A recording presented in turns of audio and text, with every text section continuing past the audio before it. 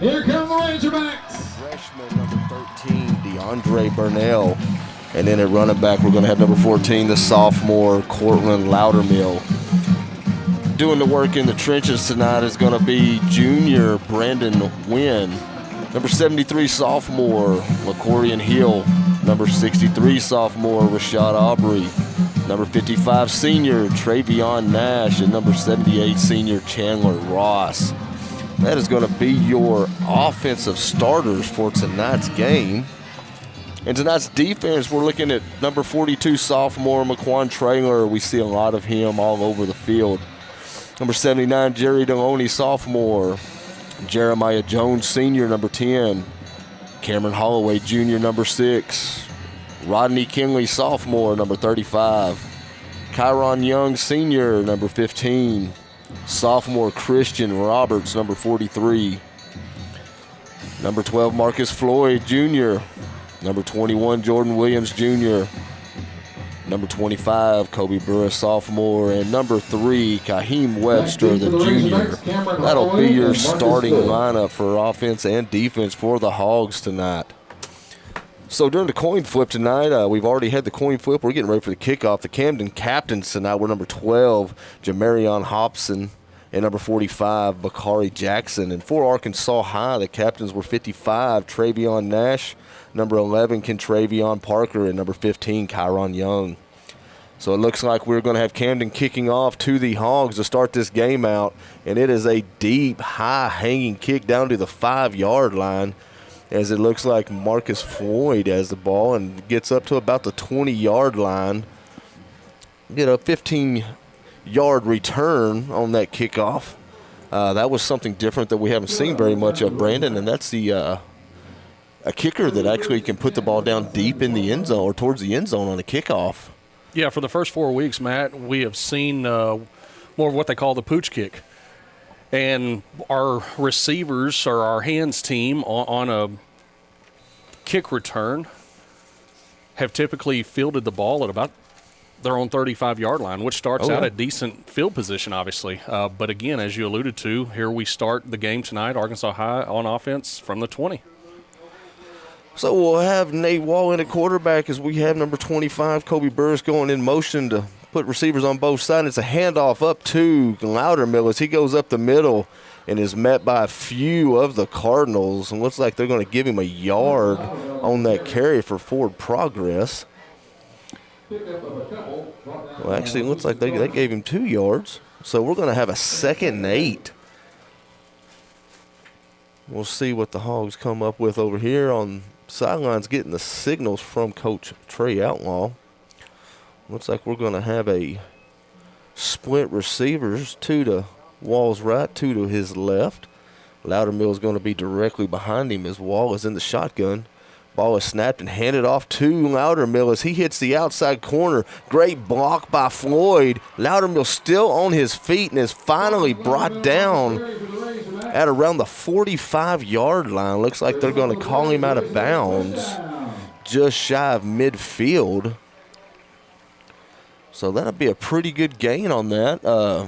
Handoff up the middle. Looks like he found a hole and broke it outside and was off to the races. Yeah, Matt, they got him marked at the 45. We thought he had made it to midfield, but nonetheless, that's a 23-yard run to the right side for Loudermill. And once again, kind of the spark plug of the offense. He's going hot and heavy right out of the gate. So we'll have Burris coming in motion. Move 3 receivers to the short side of the field, and it's another handoff to Loudermill as he gets on the outside corner towards the Razorback sideline and is brought out of bounds by a couple of the Cardinals, and they're going to spot that right almost at midfield, so that'll be a 5-yard gain by Loudermill. So after the 23-yard run, we'll go ahead and tack on another 5 yards for Loudermill.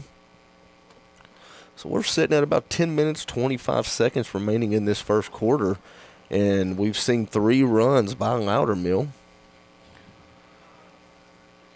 And that may be a control the clock situation. You know, even though Nate Wall's in the shotgun every time, we're going to milk the clock here with Cortland and maybe see some Kyron Young mixed in tonight as well.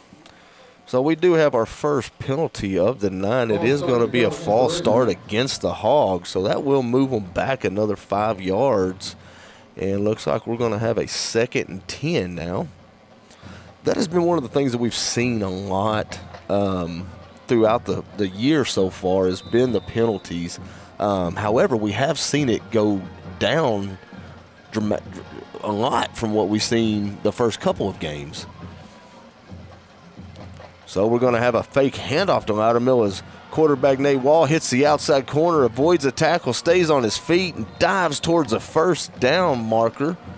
And he will be right at a first down mark. We're going to see where they spot that, but we do have another flag on the play, and it looks like it is going to be holding against the Razorbacks. So let's see, officials getting together. It's like it is a holding call on the Razorbacks. And though penalties are always part of the game, Matt, in any football contest, if the Razorbacks want to be successful tonight, one of the keys to their success after starting the season 1-3, the detriment that's been to their team, especially offensively, are the penalties. They've got to stay out of their own way tonight. They've got to allow themselves to execute and move the ball forward down the field instead of moving the ball backwards and ultimately finding themselves in 2nd and long, 3rd and long, and forced to punt. So speaking of 2nd and long, we're going to have a 2nd and 19 for the Razorbacks as the ball is back all the way down to their own 36-yard line. Looks like head coach Outlaw looks like he was not happy at the formation that was set as he was trying to get it changed, so he does elect to go ahead and call a timeout. So we do have the first called timeout for the Razorbacks. And Brandon, looks like Coach Outlaw is a little fired up right now with his receivers as it appears that they weren't where he was wanting them to be at in that situation, and he couldn't get them to move when he was trying to. And maybe just another byproduct of being a young team. It's not an excuse, and you can't continue to use that every Friday night going forward, but truthfully, when you're dealing with guys who are freshmen, sophomores, they're only 4 weeks into the playbook. It's just the chemistry and the repetitions truly aren't there as if you had a squad full of elder statesmen, your seniors. And we heard Coach Outlaw talking about that in the interview that we had with him, that when I got to sit down and talk with him this week, is, it is tough being a bunch of young guys. So 2nd and 19, looks like we're going to have a swing out route to Loudermill as he tries to get back to the line of scrimmage. Ball does come out. However, the official on the sideline says the ball was down. Looks like they're going to mark him around the 37-yard line. We're going to, we say 37 and a half. Throw a little different out there. 37 and a half yard line. So that's going to bring up a 3rd and about 17. So definitely not what the Hogs are wanting early in the game, is to being this far behind the flag sticks. However, they've done pretty good this year at getting the ball back towards where they need to go. Naywall drops back, throws a deep pass over to the freshman, and it is broken up by number 21 of the Cardinals, which is Matt Davis. Sorry about that. They actually had the first name first. Well, Brandon, if I'm not correctly, does that say that first name is here is Davis, last name is Matt? I would assume that's probably flipped on accident. However, the ball was intended for number 13, the freshman DeAndre Burnell. So we'll have a 4th and 18 for the Razorbacks. We're just around 9 minutes remaining in this first quarter. Wall being the shotgun with Loudermill to his right. 3 receivers towards the Razorback sideline. Bad snap as Nate Wall manages to pick up the ball and take off running and has found him a hole and makes it almost to the first down. Looks like he's going to come up about a yard short of the first down mark, and that was a great play by quarterback Nate Wall. Snap was low, bobbled it, ball rolled back behind him about 5 yards. Scrambled over, picked it up, and decided just to use his legs and found a hole and was just 2 yards short of making it to the first down. So the Cardinals will take over 1st and 10 in their own territory on their own 46-yard line. Quarterback Thomas drops back, throws a deep pass across the middle, and it is caught by number 4, Trent Haygood. It looks like it's going to be about a 25-yard gain by the Cardinals. Quarterback is number 1, Martavius Thomas. Be 1st and 10 at the Razorback 22-yard line. So it'll be a 1st and 10 for the Cardinals at the Razorbacks 21-yard line. I'm sorry, the 22-yard line. Cardinals in the shotgun formation. They tried to do a hard count. Razorbacks stayed disciplined and stayed set. Ball is snapped and is handed off to number 29, Lanford, as he goes up the middle and is brought down by a few Hogs, and looks like leading the way was Christian Roberts. Lanford Kenneth on the carry. So we're going to have a 2nd and 2. Second down and 2. Ball is now sitting on the left, towards the left hash around the 14-yard line. Thomas drops back, throws across deep across the backside of the field, and ball is bobbled in the back corner of the end zone. However, we do have one official saying it is incomplete. The other official is saying it is a touchdown, and it is called a touchdown on a 14-yard pass by Thomas. That will put 6 on the board for Camden. Matt, I know we don't have a big jumbotron and instant replay and all the fancy stuff like they do at the college and pro level, but I really question if he got 2 feet in the back of the end zone. I personally didn't think he did, and it seemed like the sideline judge didn't think so either. However, the back judge, who's got the closer view and probably overrules the side judge on that call. I've even heard some of the Arkansas High coaches down the way voice their opinion, and yes, I understand it's a biased opinion, versus their defense. But truthfully, if you just look at it and accept whether it's complete, incomplete, touchdown, not a touchdown, just look at the call. It doesn't matter what jersey you're wearing or which side you're supporting. It's black and white, and that just didn't look like a touchdown.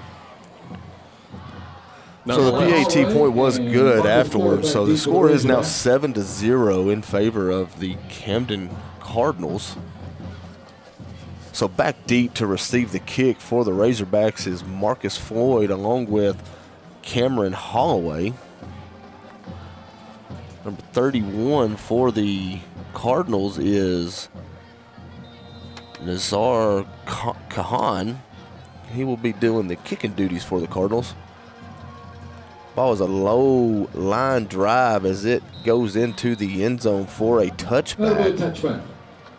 So that will bring the ball out to the 20-yard line, where the Hogs will take over 1st and 10 at their own 20-yard line.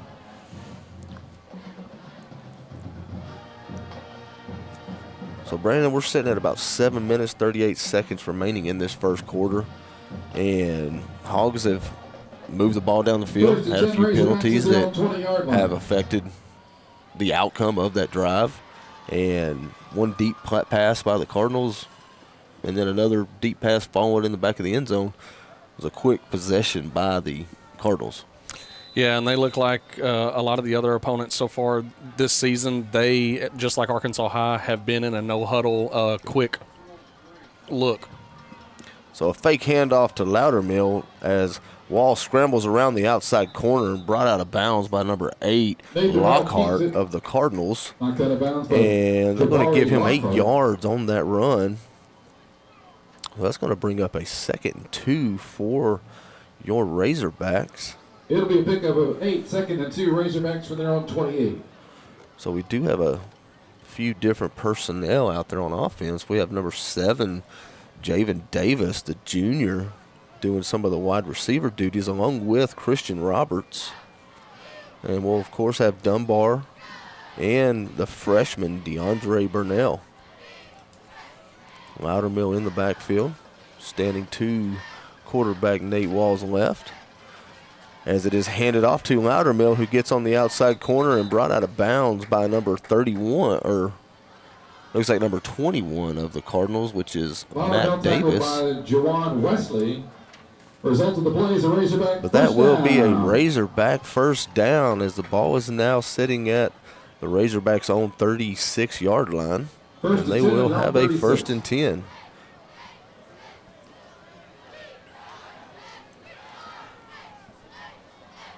Hogs in their no-huddle offense as all players are looking over towards the sideline to get their play call from their head coach, Trey Outlaw. And Matt, Nate Wall showed earlier, as forgive me, as an athlete on the field, recovering on that 4th down.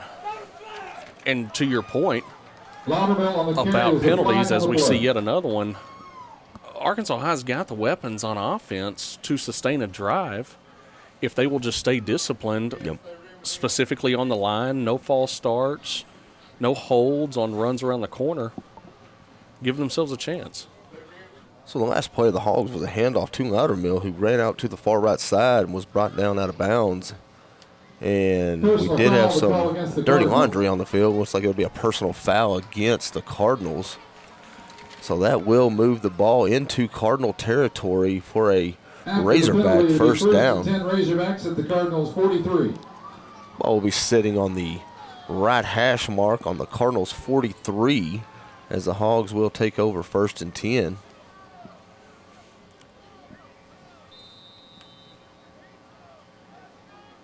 Razorbacks checking over towards their head coach again. And that's what we will see every play, is no huddle. All players looking over to the sideline, relaying in the plays, getting set and ready to go. Nate Wall fakes a handoff to Loudermill, tries to get the outside corner, but is brought down at the line of scrimmage by a couple of the Cardinals. Leading the way for the Cardinals is Labari Lockhart. So they actually looks like they are going to show them as a loss of 4 on the play. I'm going to bring up a 2nd and 14. Ball sitting in the middle of the field around the 47-yard line. Hogs will have 3 receivers towards the Razorback sideline, and handoff to Loudermill up the middle, as he is met by a couple of Cardinals and continues to keep moving his feet. Manages to gain 6 yards on the carry. And Brandon, that's one thing we have seen all year with Cortland Loudermill, is as soon as he has contact made, those feet never stop. No, and as a bigger guy in the backfield, what people in the football world refer to as a bruiser, he just gets that ball from Nate Wall, and it's immediately downhill and oftentimes through the middle of the trenches, just like a running back will, unless you bounce it outside. But to your point, man, just a tough guy to bring down. So we'll have William Dunbar going in motion, and it looks like we will have a timeout called by Coach Trey Outlaw. That'll be the 2nd timeout of the half for the Razorbacks. They're only going to have 1 timeout, and we're still in the 1st quarter with 5 minutes and 22 seconds remaining.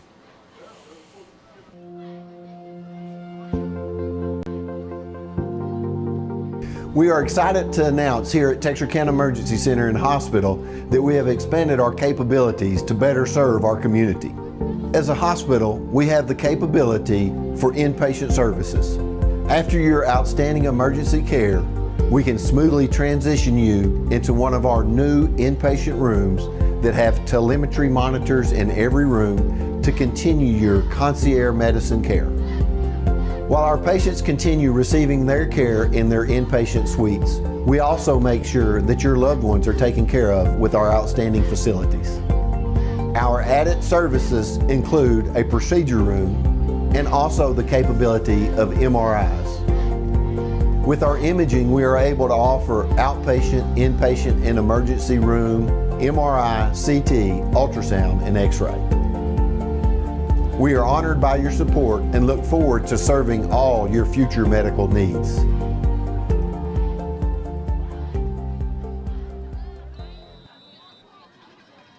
The last thing you want to admit is that you don't know something and that coach get all over you. Well, we see that as a baseball coach. And you're going to risk your Oh, playing time potentially. We see it as baseball coaches. You give a sign and you're calling a steal and they don't recognize a sign. You can't perform that play. So the next play is a handoff to Loudermill as he tried to go up the middle and ends up breaking it out to the outside. And they're going to give him a short 3 yards on that carry. So that's going to bring up a 4th and 6 for the Razorbacks as the ball is now on the 39-yard line. It'll bring up 4th and in 6 Cardinal for the Razorbacks territory. from the Cardinals' 39-yard line.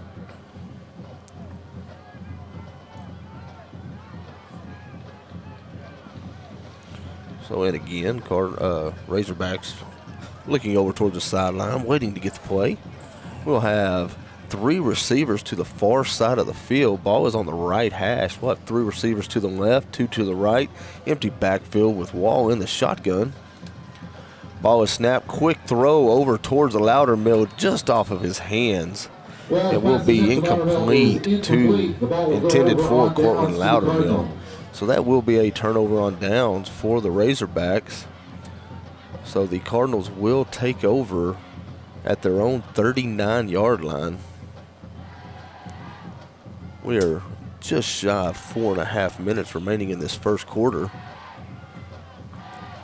as the Camden Cardinals do lead the Razorbacks 7-0. Now, Brandon, do they go? Do you know if they go by Camden High School or do they go by Camden-Fairview? It is Camden-Fairview. They use both names. So quick pass over to number 3, Aaron Osselbrock, and he is brought out of bounds by Holloway. Looks like it's a 8-yard gain on the reception. Pick up of 8 on the play, 2nd down 2. We'll have 2nd and 2. Ball will be placed at the 47-yard line of the Cardinals. Thomas in the shotgun. Drops back, throws deep downfield as it is caught by the receiver, number 6.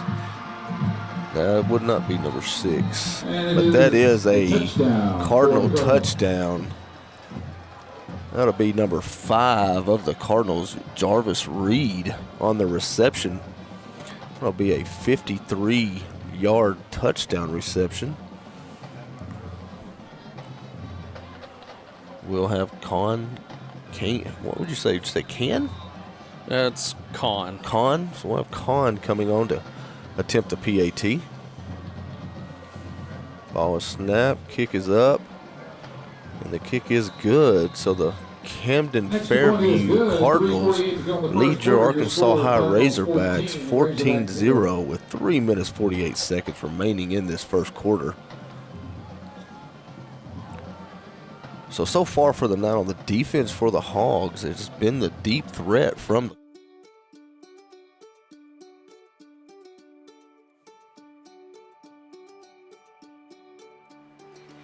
Life is busy, and we get it. The State Bank mobile app was designed to make banking more convenient for you. Check account activity, make transfers, pay bills, and manage your debit card in a snap. You can deposit checks from the convenience of your home or wherever life lands you.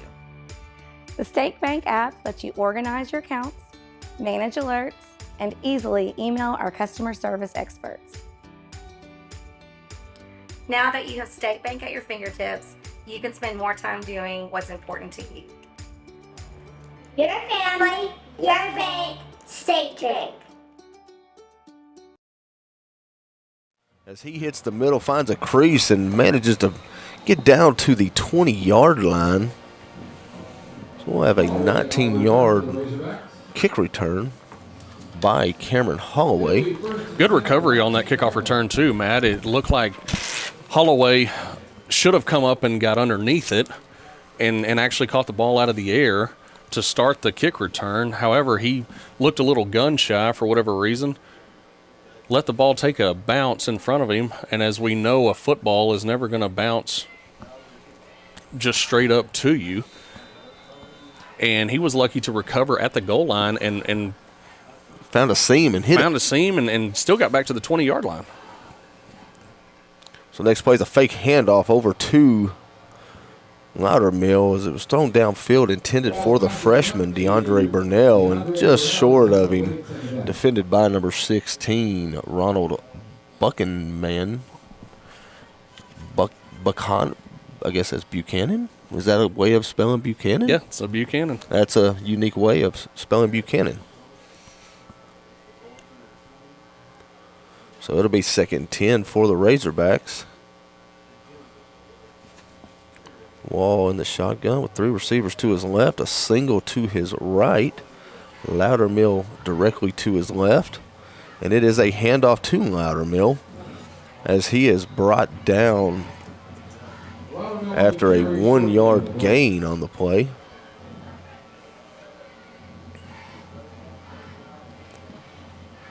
A lot of runs tonight to the right side for Cortland Loudermill. So one of the things that I'm wondering if we're not seeing a lot of passes, last week we saw quarterback Nate Wall's wrist actually have issues, had to come out of the game, go see the medics and have his wrist checked out. So I'm wondering if that is something, the reason why we're running a lot tonight. But you do know after I say that, the next play is going to be a pass play. And looky here. Nate Wall drops back to pass. Scrambles over to his left. He is directing traffic as he makes it past the first down mark and stays on his feet and finally brought out of bounds at the 48-yard line.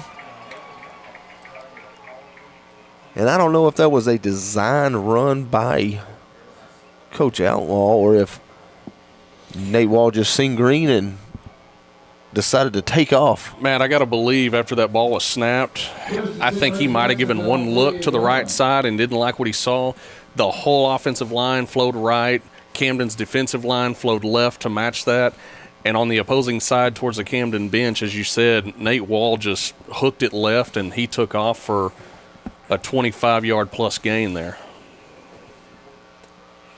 So after the first down, or after the first down, we'll have Nate Wall drop back, throw the pass over to Floyd as he has a ball knocked out of his hands after the completion, and they are going to give the ball back over to Camden on a fumble recovered by one of the Camden defenders at the Camden-Fairview's own 45-yard line.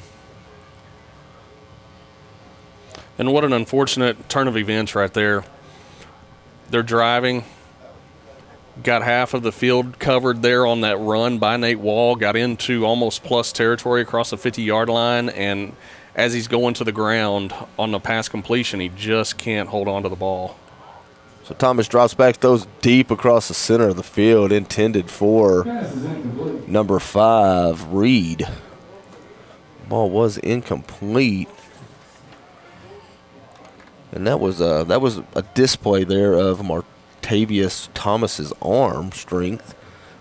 He sat back and rifled that ball about 30 yards downfield, and it had some steam on it, Brandon. It did, Matt. And so far tonight, unfortunately, from the defensive side for the Hogs, the Camden quarterback is sitting comfortably in the pocket and has a lot of time to survey the field and kind of pick and choose where he'd like to go. Thomas in the shotgun. Fakes a handoff, keeps the ball himself, and is brought down in the backfield by a couple of the Hogs. Looks like it was number 94, Stephen Dunn, along with, actually unable to see his jersey number as it is rolled up into his shoulder pads. But I do believe that may have actually been Rashad Aubrey. No, that would not be Rashawn Aubrey. That would be Rodney Kinley. I'm sorry. 3rd and 13. Pass across far side of the field as it was intended for number 3, also Brock. An incomplete pass. So that will bring up a 4th and 13 for Camden as they bring on the punt team. And Arkansas High there, Matt, gets an immediate stop. And a really good thing there for them, obviously coming off a fumble on the pass completion from Nate Wall to Floyd. 3 plays later, Arkansas High, as long as Camden does truly punt here in this situation, Arkansas High is going to get the ball right back. Oh, yeah.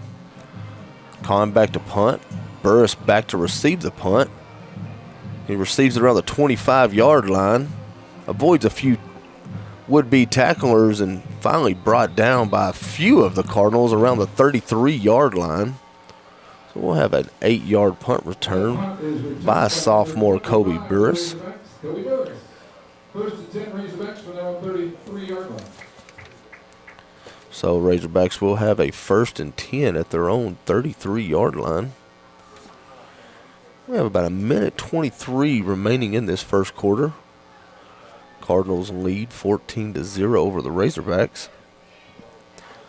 But as Brandon was stating, that is exactly what the Hogs needed. Get a turnover on a fumble and then get a 4 and out against the Cardinals.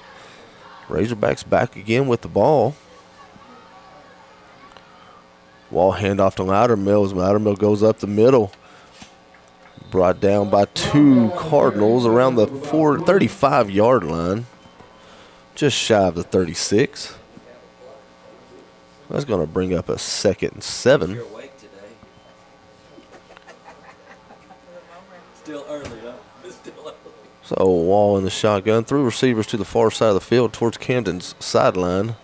And we do have a flag on the play, as it looks like it will be offsides.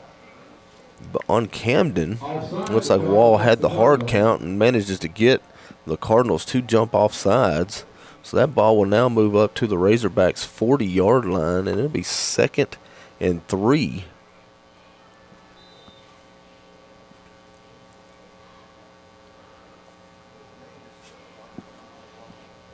Razorbacks get set.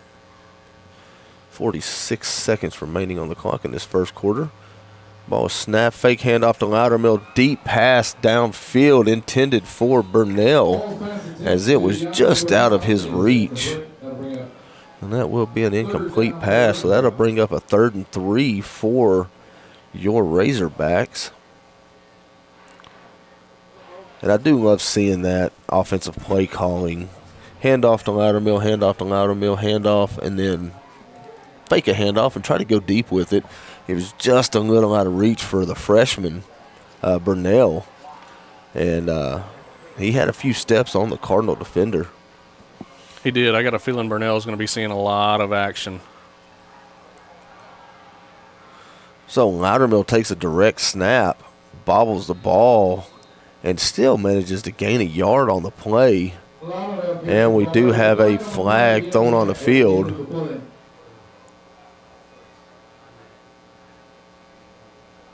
And let's see what we got going on here. It looks like we may have an unsportsmanlike conduct on the Hogs.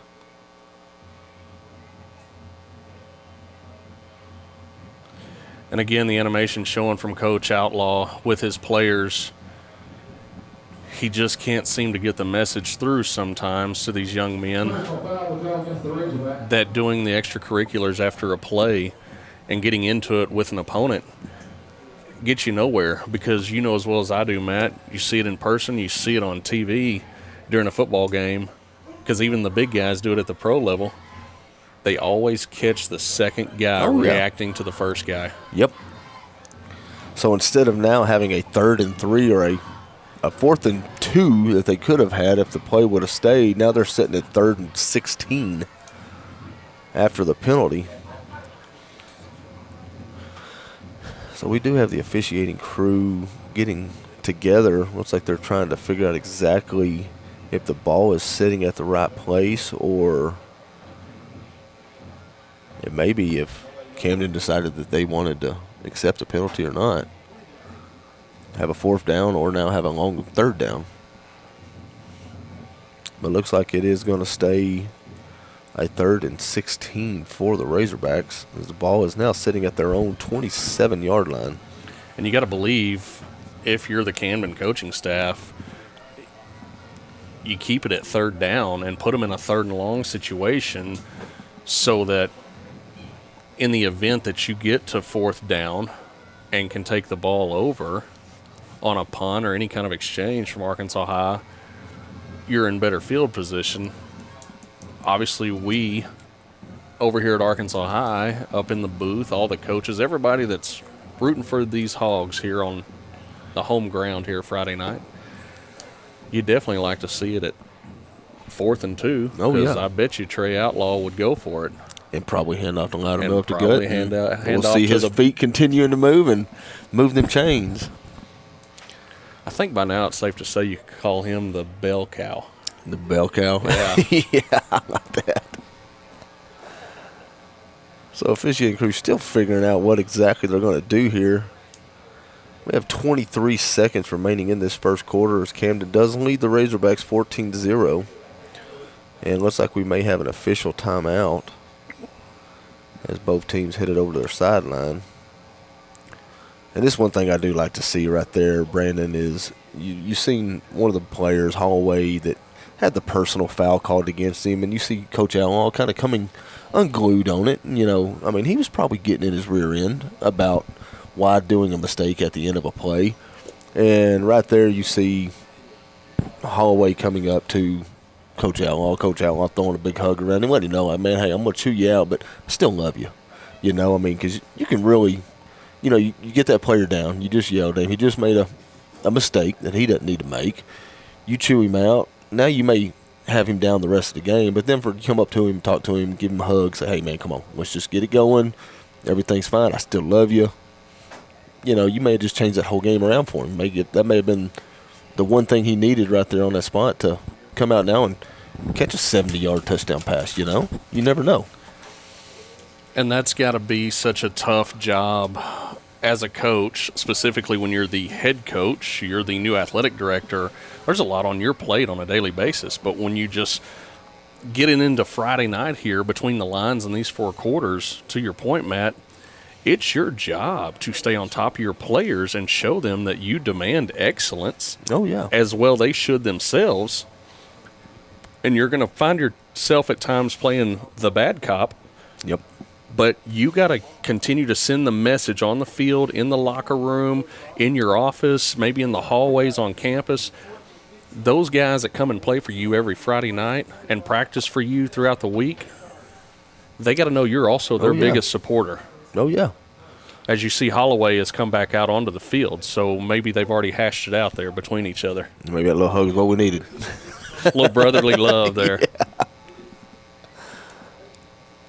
So the officials are still actually talking with the Camden coach. I'm not sure actually what is going to actually happen here, but it don't look like the Camden coach is happy about the decision for them to move the ball down. I'm not sure if it is because he didn't want to take the penalty or what is going on, but he is talking to the white cap right now. And we do have teams going back onto the field. Ball is placed at the Razorbacks 27-yard line. It'll be 3rd and 15 for the Hogs. We have 23 seconds remaining in this first quarter. And now we see the teams going back to the sidelines again. So let's do this while we let these officials figure out what's going on. Let's take a 30-second break here on 98.7 Real Country.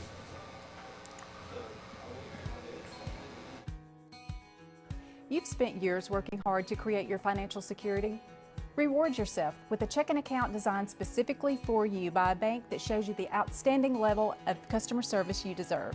With State Bank's Elite Checking, you can qualify for a competitive rate of interest, no monthly service fee, free checks, and superior customer service. Let State Bank be your bank for service, relationships, and living life to its fullest. Penalty or don't, the ball is, they haven't moved the ball. It's been sitting there. All right, welcome back, Hog fans. Looks like we may have the officiating crew figuring out what they're going to do.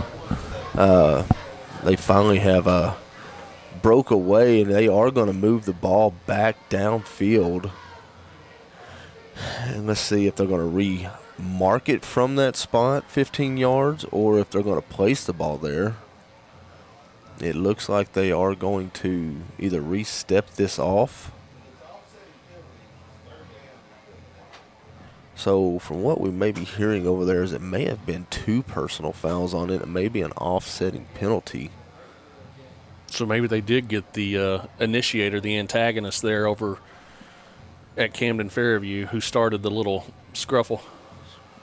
Well, I'm not too sure. They are moving the ball downfield, back down towards the Razorbacks end zone, and they are going to place it at the 28-yard line of the Razorbacks.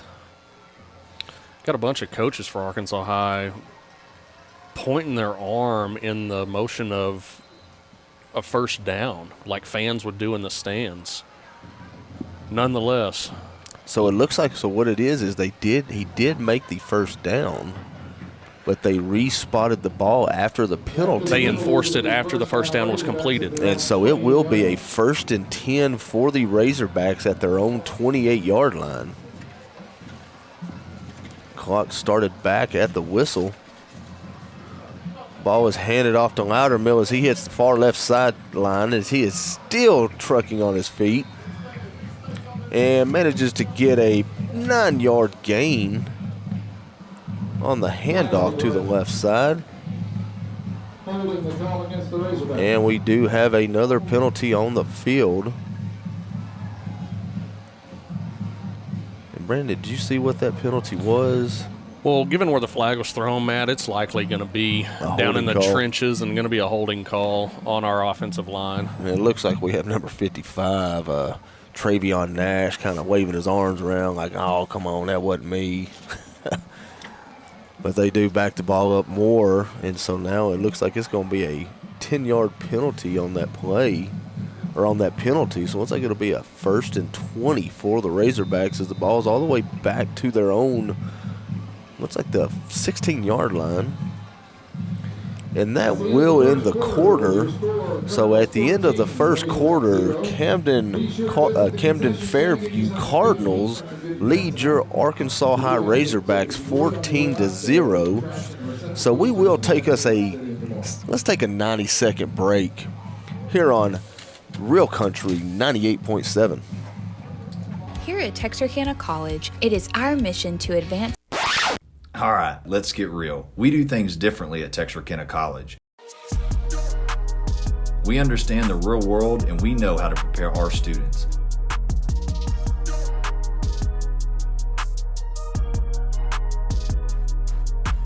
Whether you're starting right out of high school or starting over, there is something for everyone at Texarkana College. Learn more at texarkanacollege.edu. Texas A&M University Texarkana has brought the excitement of college athletics to your hometown. Our student athletes come from right down the street, across the country, and around the world to compete in tennis, soccer, basketball, baseball, softball, cross country, and volleyball. Come cheer on the Eagles and experience the action-packed thrill of TAMUT Athletics. For scheduled information, visit TAMUT Athletics on Facebook or visit www.tamuteagles.com. A shield against the elements. Comfort in the midst of chaos. Shelter in the aftermath of destruction. For 75 years, Shelter Insurance has remained true to our promise to be there when you need us most. This is the heartbeat of our company, our why. Shelter Insurance. For your auto, home, and life. In Arkansas, see Brian Bolt for a free insurance review.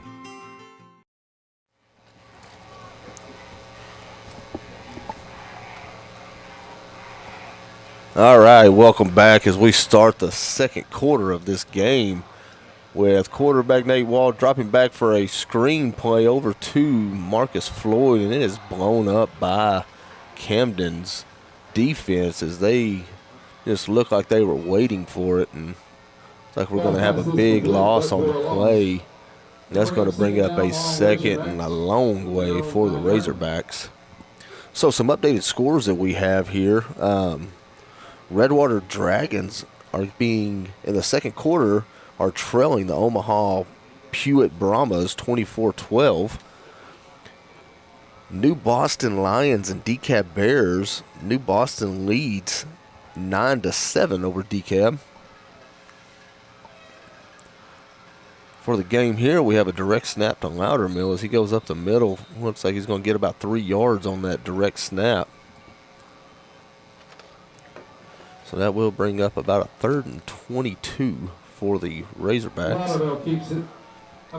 Some more score updates that we have. Mount Vernon's leading Bonham 7-0.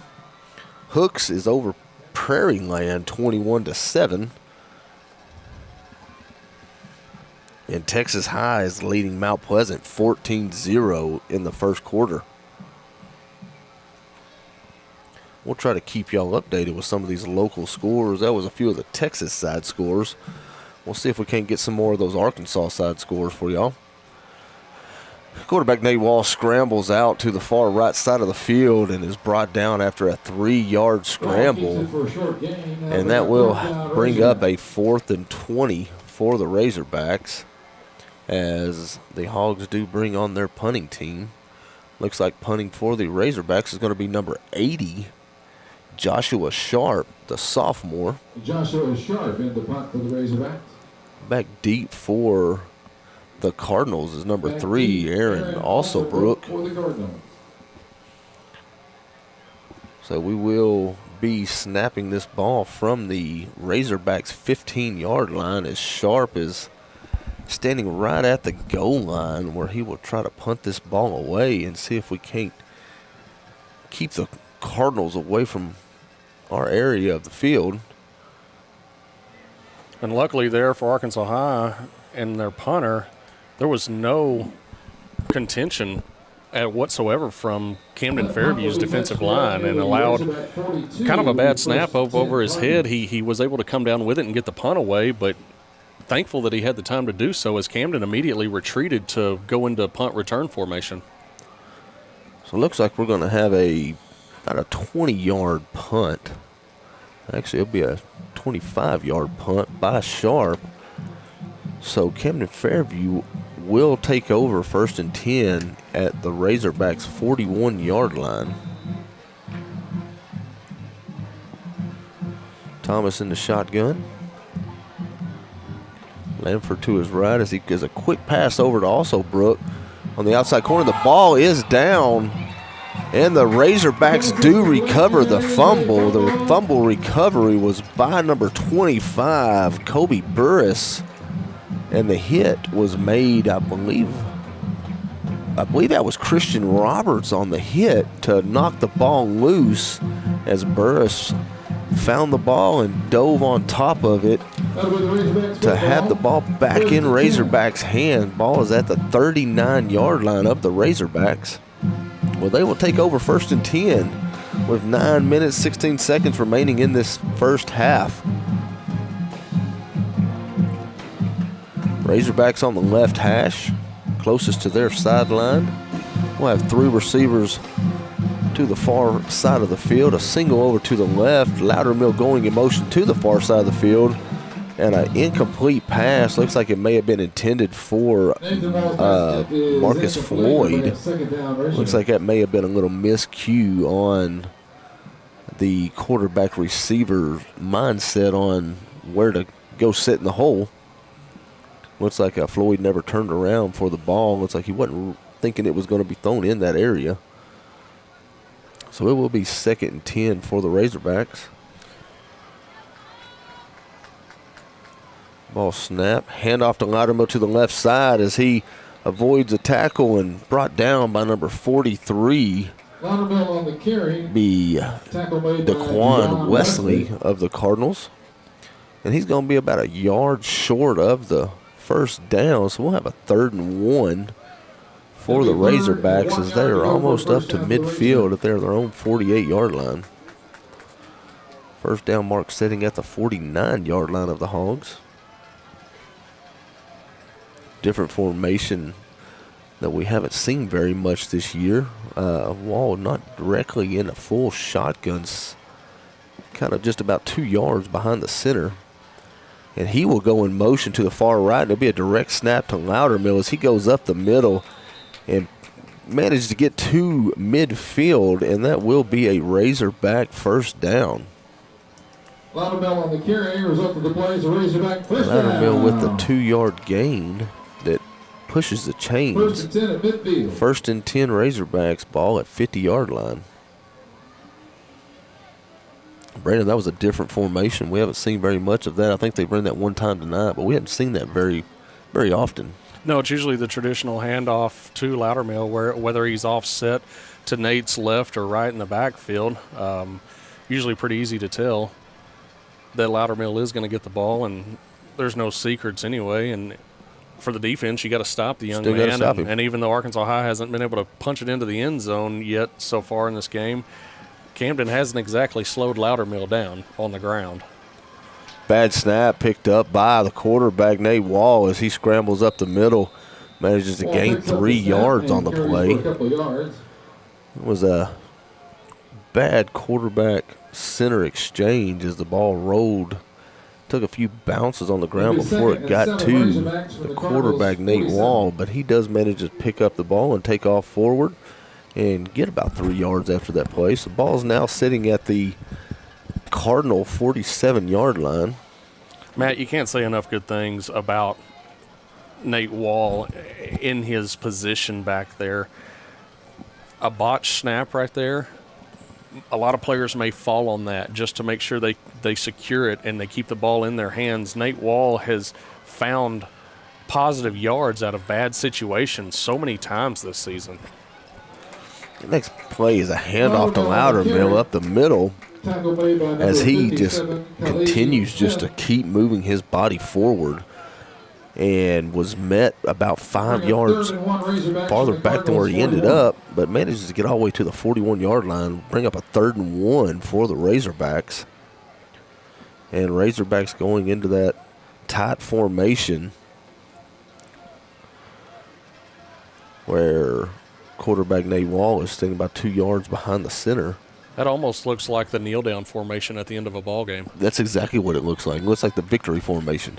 Wall goes in motion down the left side of the field. Direct snap to Loudermill as he runs up the middle and looks like he's going to be right at the first down mark. We'll have to see where they decide to mark this ball.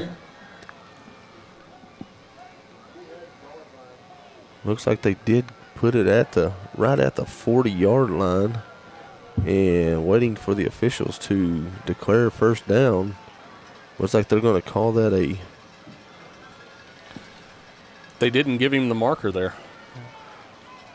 And looks like we got the flag crew trying to move. And they do give it a first down for the Razorbacks. Nope, we're going to keep it where it was. It looks like they're going to be just short of the first down, so that will have a 4th and about an inch. Matt, you think these referees may need to huddle up themselves at halftime? They may need to, because right now they're huddling up in the middle of the field trying to figure out what's going on. Looks like they're just not all on the same page right now. You've got one official that's saying first down, the other official saying no, it's 4th and inches, moving the chains and then deciding to bring the chains back after moving them. So it looks like it is going to be a 4th and inches. And whether you're on Camden side or Arkansas High side, as coaches, as players, fans in the stands, it doesn't matter. You don't want to see the confusion and the discombobulation, if you will, of the referees. It simply doesn't give a good look and seem that these guys are on the same page. And a lot of frustration can start to set in because it appears that they're not on top of their game as referees. And look, they're human too, right? Oh, yeah. They're going to make mistakes, as we all do. But the expectations of a referee crew, when the whistle blows and the game starts, those 4 or 5 guys are looked at as the men in charge all night long. And when you seem to fail your assignment or kind of fall down on the job, you're going to get an earful from both sides of the field. Definitely. So after the officials do decide that they are going to have a 4th and about a foot, if that, direct snap to Loudermill as he does plow through, and that will move the chains for a first down for your Arkansas High Razorbacks after the 2-yard gain by Cortland Loudermill. So there's no trying to figure that one out. He went clearly past the first down mark, and they do move the chains for a 1st and 10. Handoff to Loudermill up the middle again, as he is toting a few of the Cardinals with him, as he just continues to keep moving his feet. And it looks like we do have an early whistle or an early flag on that play, as two of the players look like they were just getting a little bit on each other's nerves and kind of looked like they were about to try to start doing something, but they never did. But the official was very quick to throw a flag on that play. Short leash by the officiating crew, as it should be. You know, right is right and wrong is wrong, Matt. But again, that's an example of how much hard work goes into being a coach and what that word really means. Oh, yeah. You know, you can throw the word mentor in there, you know, father figure, just a leader to these young men, Trey Outlaw, and the rest of his coaching staff, not just Coach Outlaw on his own. But part of being a coach at this level is helping young men understand the maturity level that they need to be at and continue to grow at in a forward direction and minimize that immaturity that often shows its ugly head, you know, especially on Friday nights under the lights with football being such a contact sport. The aggression comes out quickly and often. So it was a penalty on both sides for unsportsmanlike conduct, so it will offset. That is one thing I'm glad to see after the quick penalty that was thrown, is seeing that they did call it on both sides. They do offset. And, you know, that's more of when you see that kind of penalty and it does happen real quick, they're real short on the trigger, and you see that kind of thing, that does kind of show you that, hey, we're not playing, let's cut it out, both sides, done deal. You know what I mean? And so we're going to have a second and about 7 for the Razorbacks, as the ball is sitting at the 35-yard line of the Cardinals. And we do have a timeout called by Camden. That'll be their first timeout of the half. So the Cardinals will have 2 timeouts remaining in this half, and the Razorbacks have 1 timeout remaining. We have 5 minutes, 37 seconds remaining in this first half of play as Camden leads the Razorbacks 14-0. So after the timeout, we get the players back on the field and get ready to resume play. And one thing I have noticed today is, one, the view that we have up here from the press box, especially being 2 baseball guys up here calling football games, and from where our view that we have, just to our right, we have the baseball field and the softball field both got their lights on. Field's looking good, and looks like they've got a few little lines cut out there in the outfield. I think maybe Coach Wilson had to get off that lawnmower and go get dressed for the football game. So the first play after the timeout is a quarterback keeper by Nate Wall, and looks like he did get right past the chains, and that shouldn't be a first down for the Razorbacks. And it is a Razorback first down. Ball is now sitting at the 27-yard line of the Camden-Fairview Cardinals.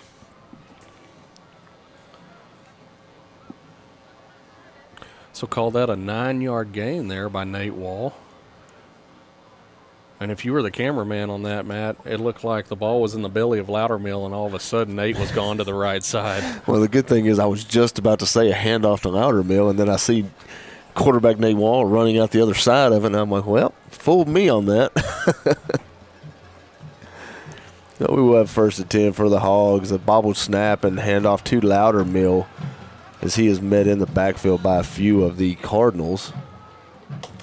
Looks like they're going to give him about a 1-yard loss on that play, so that's going to bring up a 2nd and 11 for the Hogs.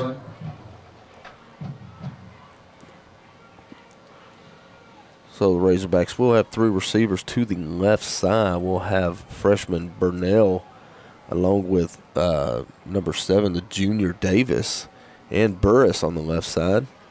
We'll have the lonesome receiver on the far right in Dunbar. Loudermill in the backfield with quarterback Nate Wall. Good tempo and clock control here by the Razorbacks, and let's just see if they can carry it another 28 yards and punch it in. Fake handoff thrown over to Burris on the left side as he finds him a hole and manages to get about 5-6 yards out of that play. That will bring it. Actually, it's going to be a 9-yard gain on that. So it looks like they're going to be about a foot short of the first down marker.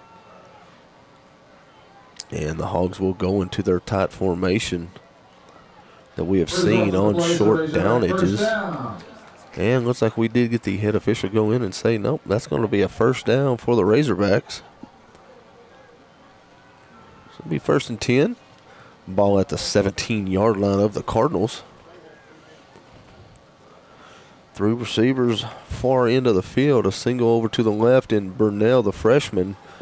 While Loudermill standing to quarterback Nate Wall's right. And Brandon, as you were saying, good clock control. They are allowing the play clock getting down to about 4 seconds before they snap the ball. And it is a quarterback keeper up the middle by Wall as he gains 3 yards on the play. Going to bring up a 2nd and 7 for the Razorbacks.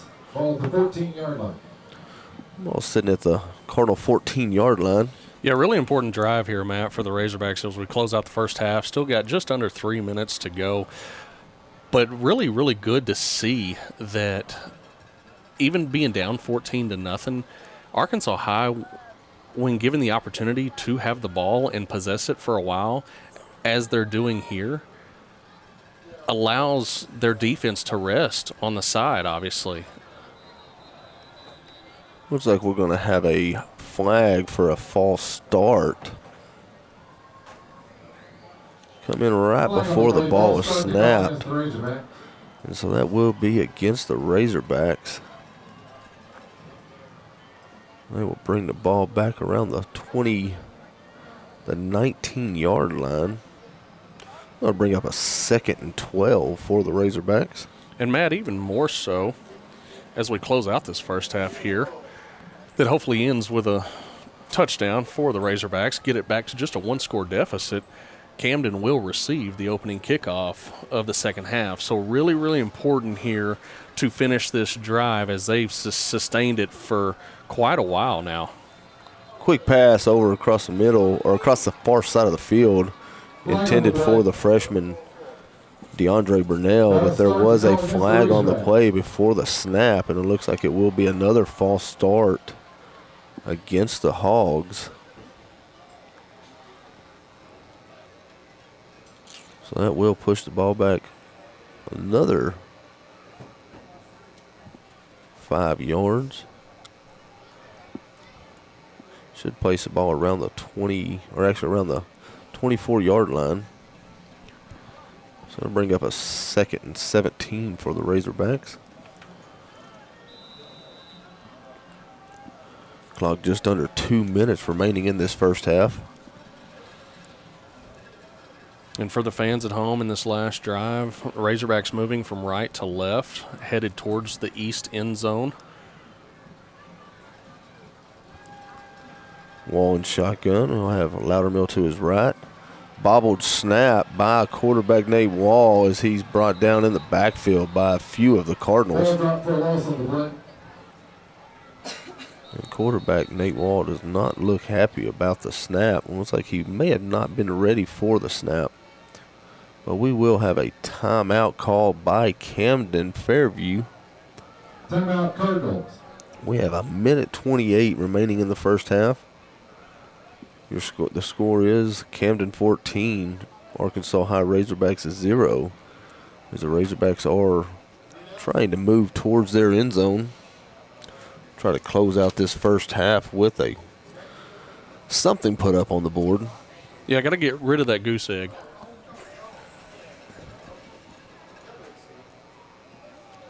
We'll see if we can't get the offense going, and you can see here that the penalties have hurt the Razorbacks here on this drive as they've been moving the ball downfield and got all the way down to the 14-yard line, and penalties pushed them all the way back to the 30-yard line now. So after the timeout, Hogs will get back on the field along with the Cardinals. And we will have a bunch receiver group over to the far left side, or the closest side to us, which will be towards the Razorbacks sideline. Have 3 receivers to the left, a single over to the right. Loudermill in the backfield with quarterback Wall and shotgun. Loudermill in motion to the far right side of the field. A fake pass, and will be a sack by the Cardinals. All was sacked on the play. That'll bring up 4th down Razorbacks. So that's going to bring up a 4th and long for the Razorbacks, as we have Camden with another timeout as they use their last timeout of the half. Clock down to 1:19.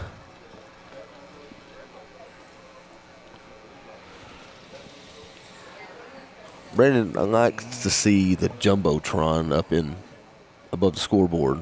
It's actually kind of nice. I didn't even realize that that was out here. But it is nice to see that on the field. Yeah, it is. And hats go off to the staff and the crew, everybody involved with TASD, not just on the football field with the coaching staff, but everybody within the school system involved in revamping this field. I know it's been many years ago, but when I was coming through school 20 years ago, the turf wasn't on the field and the screen on the new scoreboard wasn't there. The new scoreboard itself wasn't there. So really good to see these facilities getting upgrades and being taken care of as they should be, because this fan base, this school district, just like the other ones in town, so proud. Long traditions and history here, and people on this side of town very, very proud to represent Arkansas High and be Razorback fans, be it their kid in school now or their kids have already moved on and grown up in life. So Razorbacks in their crazy formation that they run with all their linemen to the far left side, a single center. It looks like we are going to get a timeout called, the final timeout from the Razorbacks by Coach Outlaw.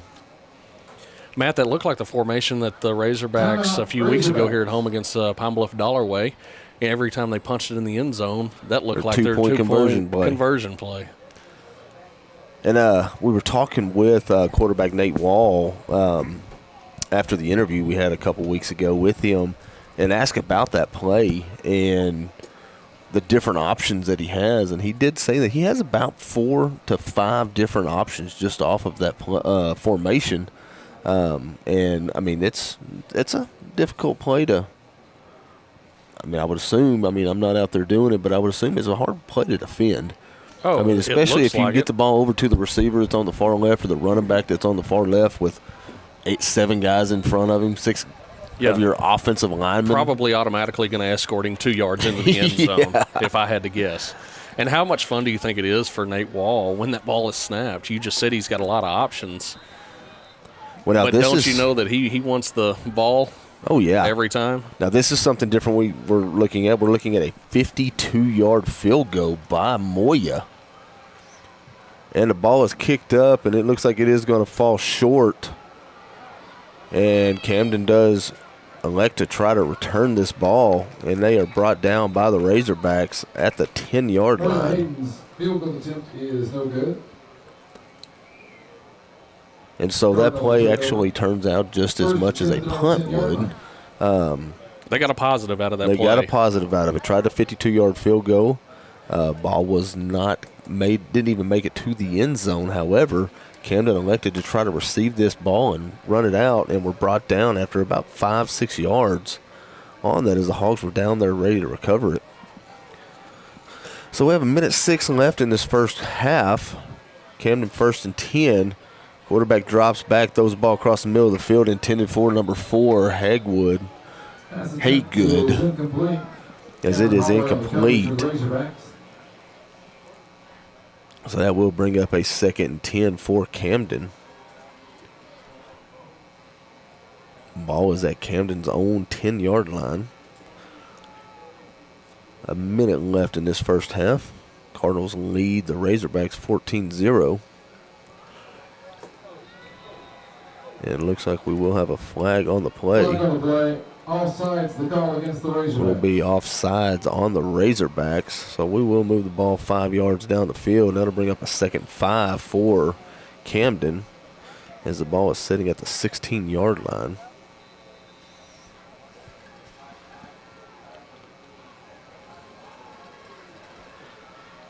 So we're going to have an empty backfield for Camden. Thomas in the shotgun. Ball is snapped. Looks deep down the center of the field. Intended for, looks like number 4, Haygood, as it was broke up by number 6, Holloway. And a little bit of action on the field, and that really surprises me that we did not see a flag after that. And, Matt, that happened right in front of the back judge there in the secondary. You got to believe he saw that. And this in the first 4 or 5 weeks of the season, regardless of score and outcome for the Razorbacks, this may be the testiest kind of back and forth and in each other's face and verbal exchanges between the two teams that we've had so far. It's getting rather ugly out here in this first half. So we actually did end up with a flag on that play. The head official decided to throw the penalty, and it looks like they're going to give them a few yards back. That's going to make a 3rd and 13 for Camden after the unsportsmanlike conduct play or penalty.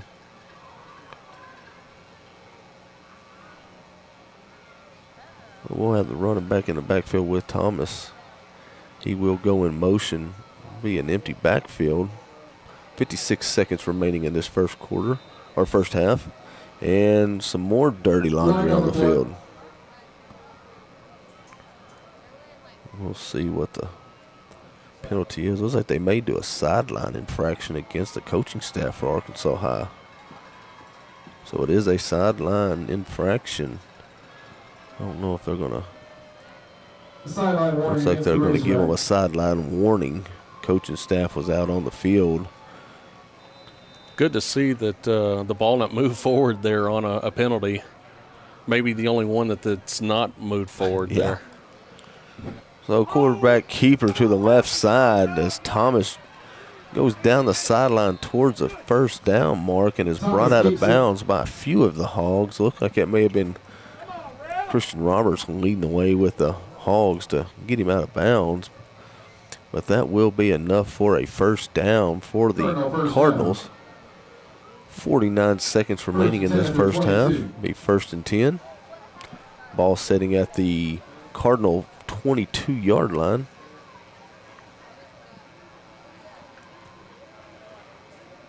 Thomas trying the hard count. See if he can get a little bit more yardage downfield as the Hogs stay disciplined and hold their ground. Ball snapped, and we are going to have a penalty on the play. It looks like it will be a false start against Camden. So that is one thing we have seen tonight, and that is a lot of dirty laundry on the field. And it's been on both sides. It's been on Arkansas High side, and it's been on Camden side. It's been pretty equal on the amount of flags for both sides. But overall, I will say that Arkansas High has cleaned it up compared to the first couple weeks of the season, as you touched on earlier. So good to see them making progress in a really important category on the field. Most definitely. 47 seconds remaining in this first half.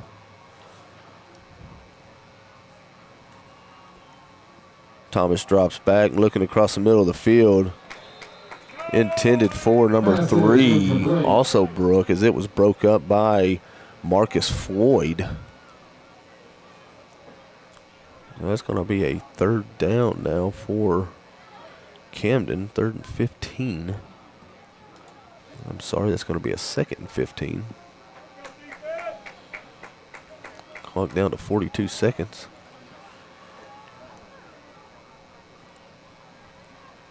Thomas in the shotgun.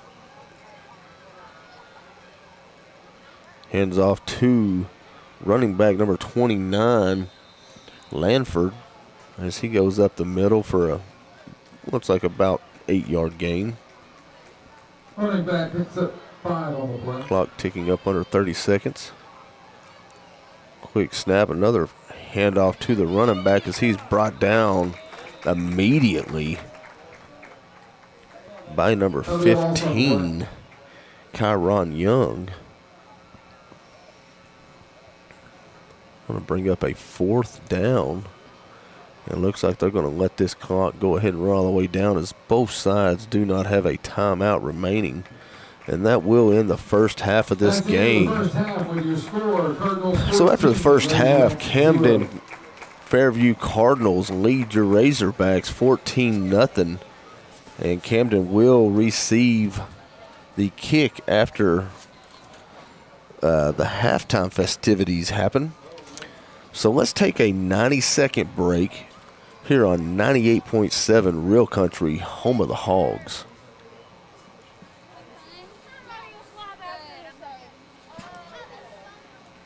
Thanks, sir. Hey, so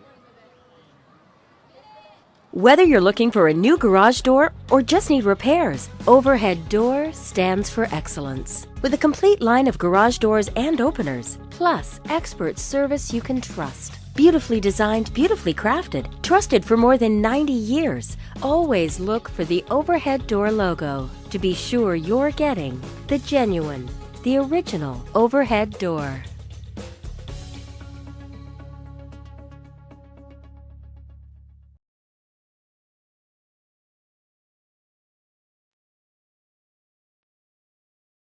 Into my interview with an introduction to Matt going into the second one. So we wanted one interview to flow right into the second one.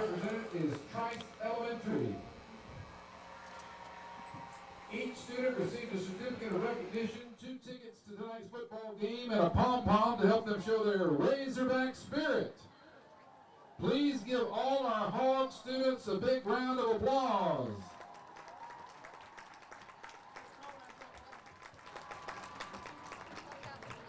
Thank you, kids.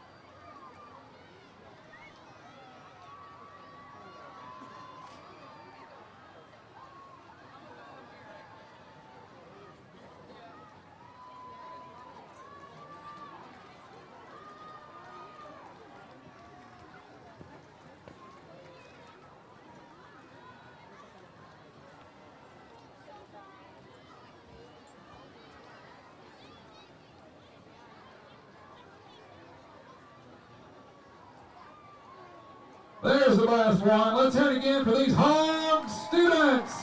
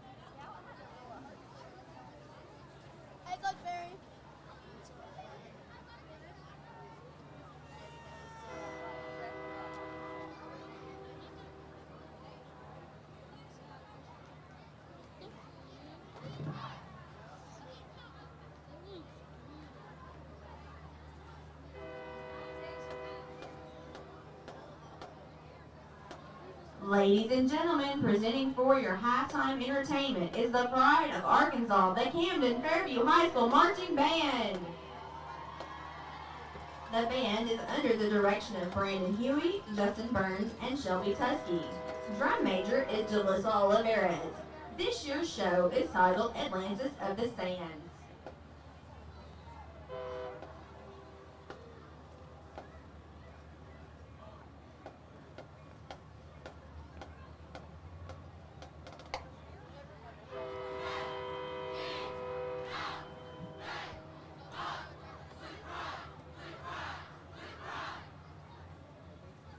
Drum major, is your band ready?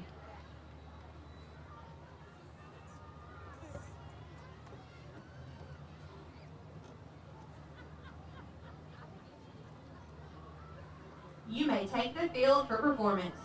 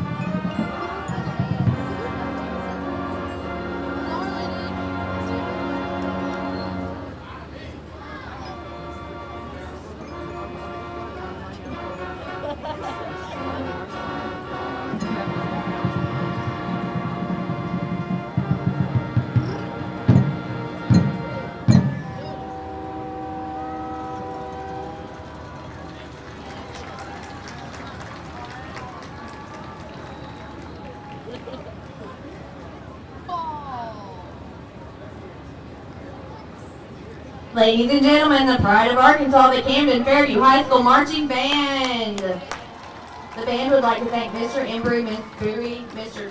Lily, Mr. Tony, the band parents organization, Bella Beauty Salon, Washoe County Sheriff's Office, Dean's Heating and Air, Woodfield Trucking, and the community for your continued support.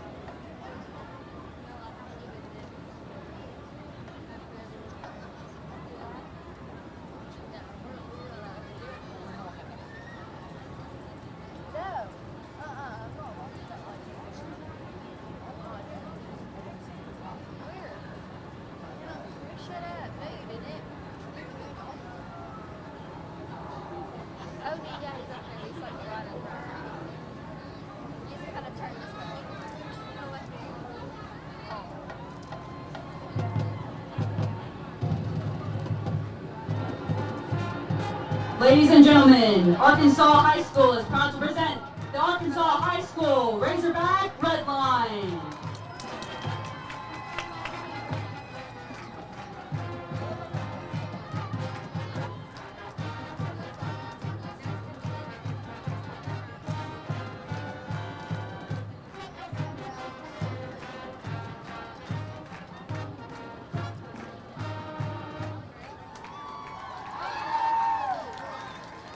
The Red Line is under the direction of Christy Wade and is led by Captain Ainsley Richardson and Lieutenants Evie Martin, Grace Otwell, Gracie Easley, and Social Officer Sarah Beth Wheeler.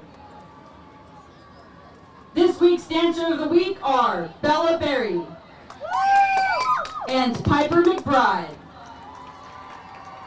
Tonight, the Red Line will be performing a kick routine to the hit song, Party Rock Anthem.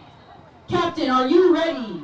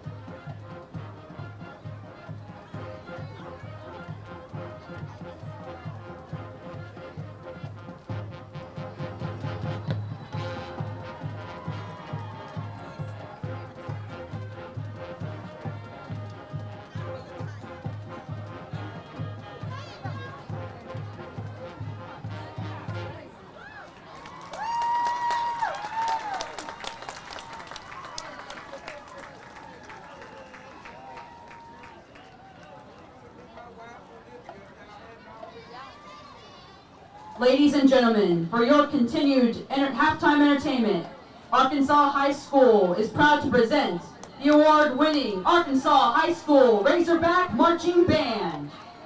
The band is under the field direction of Drum Major Emma Cahey, with color guard Captain Nia Taylor and Lieutenant Kiara Wyatt. This week's band member of the week is Landon Brown. And this section of the week is the clarinet section. Tonight, the band will be performing their contest show entitled A Brave New World. Drum major, is your band ready?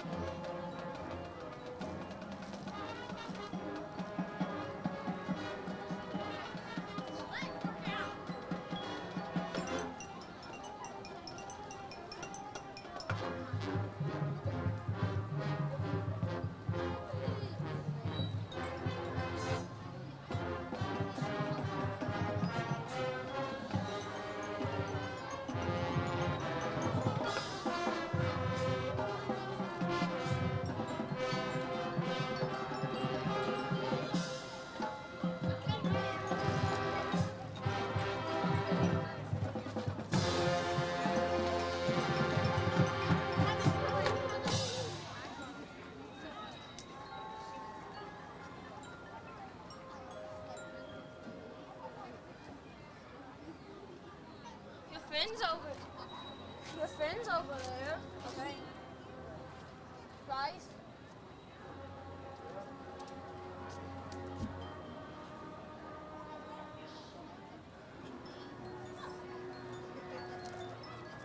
How many games are there a week? One week.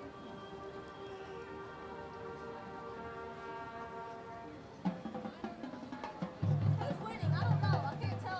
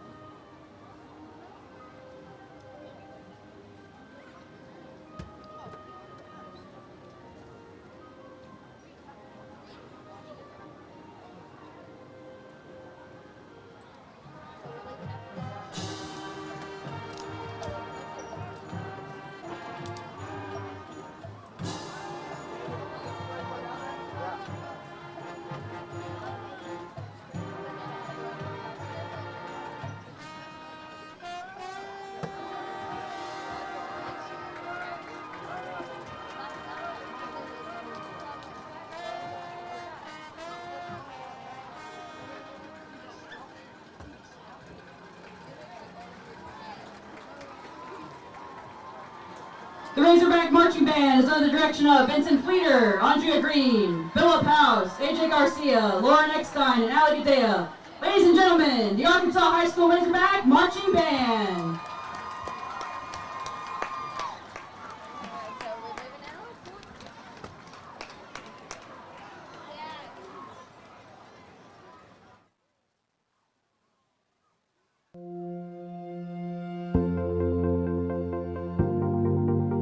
We are excited to announce here at Texarkana Emergency Center and Hospital that we have expanded our capabilities to better serve our community. As a hospital, we have the capability for inpatient services. After your outstanding emergency care, we can smoothly transition you into one of our new inpatient rooms that have telemetry monitors in every room to continue your concierge medicine care. While our patients continue receiving their care in their inpatient suites, we also make sure that your loved ones are taken care of with our outstanding facilities. Our added services include a procedure room and also the capability of MRIs. With our imaging, we are able to offer outpatient, inpatient, and emergency room, MRI, CT, ultrasound, and X-ray. We are honored by your support and look forward to serving all your future medical needs.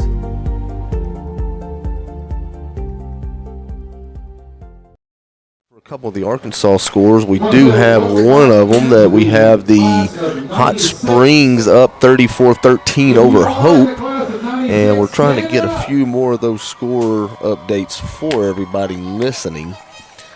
So first half, a lot of dirty laundry all over the field, and it's just been back and forth with the penalties. Unfortunately, it's hurt the Razorbacks a little bit on the offensive side, moving the ball down the field.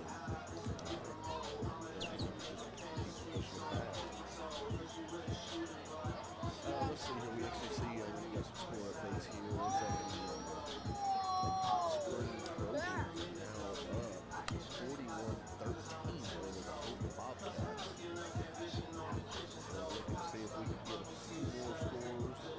Unable if we're going to get all those on the website. So to start this second half, the Cardinals will receive the second half kick from the Razorbacks. Receivers so far this game for the Razorbacks, 76 rushing yards.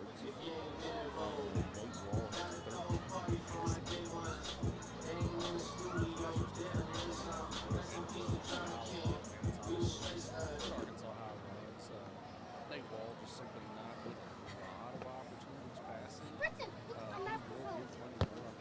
Second half. Arkansas High just controlling the clock with the ground and pound game like they typically do. When you've got a successful running back like a Cortland Loudermill, sure helps having that guy in your back pocket. Oh, it sure does. So it looks like we are set to kick this ball off for the second half as Moya will be kicking for the Razorbacks, and it looks like he is in an offside or onside kick formation. And he does a pooch kick down to around the 25-yard line. Will be received by number 4, Haygood, as he finds a seam in the middle of the field and then is brought down after about a 15-yard gain, brought down by number 19 of the Razorbacks, which is Joshua Solomon, the sophomore. So Camden will start 1st and 10 at their own 48-yard line. Camden leading 14-0 over the Razorbacks. Camden has had a few good deep passes early, has not connected with any of those passes later in the first half. But however, the first play is a pass over to number 3, also Brooke. Short swing pass and manages to end up with about 15 yards after the reception and is brought down by Holloway. That was a shoestring saving tackle there. The receiver for Camden broke through on that screen pass, like you said, and Arkansas High defender just able to reach out and get a hand on that ankle. It looked like he would have been off to the races if that wouldn't have happened. So Thomas in the shotgun. He'll have 2 receivers to his left. His running back motions over to his left side as well. And we'll have a single receiver over towards Camden's sideline. Thomas hands off over to number 29, Lanford, as he hits the outside corner and is met immediately by number 43, Christian Roberts. They're going to give him a 1-yard gain on that play. So that'll bring up a 2nd and 9 for the Cardinals, as the ball is now at the 46-yard line of the 36-yard line of the Razorbacks.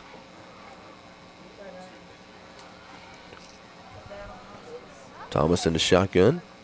Lanford to his left. Ball is handed off to Lanford as he is brought down in the backfield by number 15.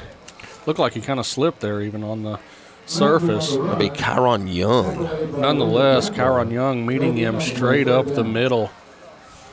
The running back for Camden-Fairview thought he was all alone going through that gap there and striving for positive yards, and Kyron Young shut that down immediately. So Thomas steps back, makes a two-step drop, throws a crossover intended for number 3, Aaron Ashbrook, who is broken up by number 12, Marcus Floyd. So that's going to bring up a 4th and 9 for Camden. Looks like Camden's going to keep their quarterback on the field. You will have a split receivers, 2 to his right, 2 to his left, running back in the backfield as he takes a 3-step drop. Throws over to the right side, intended for Osbrook, and the ball is incomplete, so that will be a turnover on downs, and your Razorbacks will take over 1st and 10 at their own 36-yard line. Brandon, that's a play that we definitely wanted to see coming out of the half for the Razorbacks. Camden coming in and gets a first down on a quick play that was broken up that stopped a touchdown by one of the Razorback defenders, and then ends up with a 4-and-out afterwards to take over at their own 36-yard line. Yeah, Matt, and there's so much in front of the Razorbacks here in the second half. Down only 14-0, as we've stated, within striking distance, and have remained that way for much of the first half as well. So it looks like to start out this drive, Razorbacks are going to have a penalty for a false start. Which, like we were talking about earlier, that's just been one of the biggest issues that the Hogs have had on offense, is moving the chains, or moving behind the chains before they ever get anything going. So we're going to start out with a 1st and 15 as we now have the ball sitting at the left hash on the 31-yard line of the Razorbacks.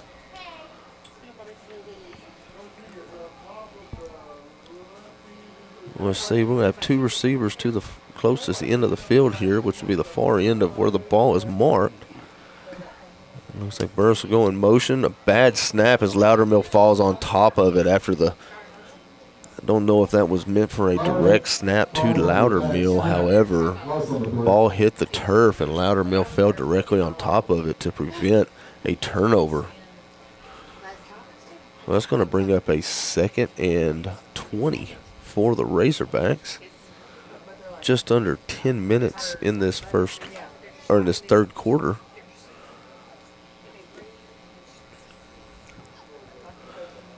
Second and long. 3 receivers to the right. And we are going to get a false start on the Hogs. We're going to push them back another 5 yards, as it looks like it may have been Kobe Burris. Tried to get a little head start on that count and ended up with the penalty. Well, that's going to move us to a 2nd and 25, which is definitely what you do not want to see after great defensive plays by the Razorbacks. The first series defensively, we hold Camden to a 3-and-out. So we have a screen play over to Loudermill. Looks like it may have been a busted play. And not sure what's going on with quarterback Nate Walls. He looks over, looks a little frustrated after the play, like somebody should have done something different than what they did. But it's going to bring up a long 3rd down for the Razorbacks. So it's going to be around 29 yards. So we do have a replacement coming in. Holloway is coming in for Burris. See a little different setup from the Hogs with 2 running backs in the backfield. Nate Wall drops back, throws the ball deep down the left side of the field, and it is caught by the junior, looks like it's Dunbar.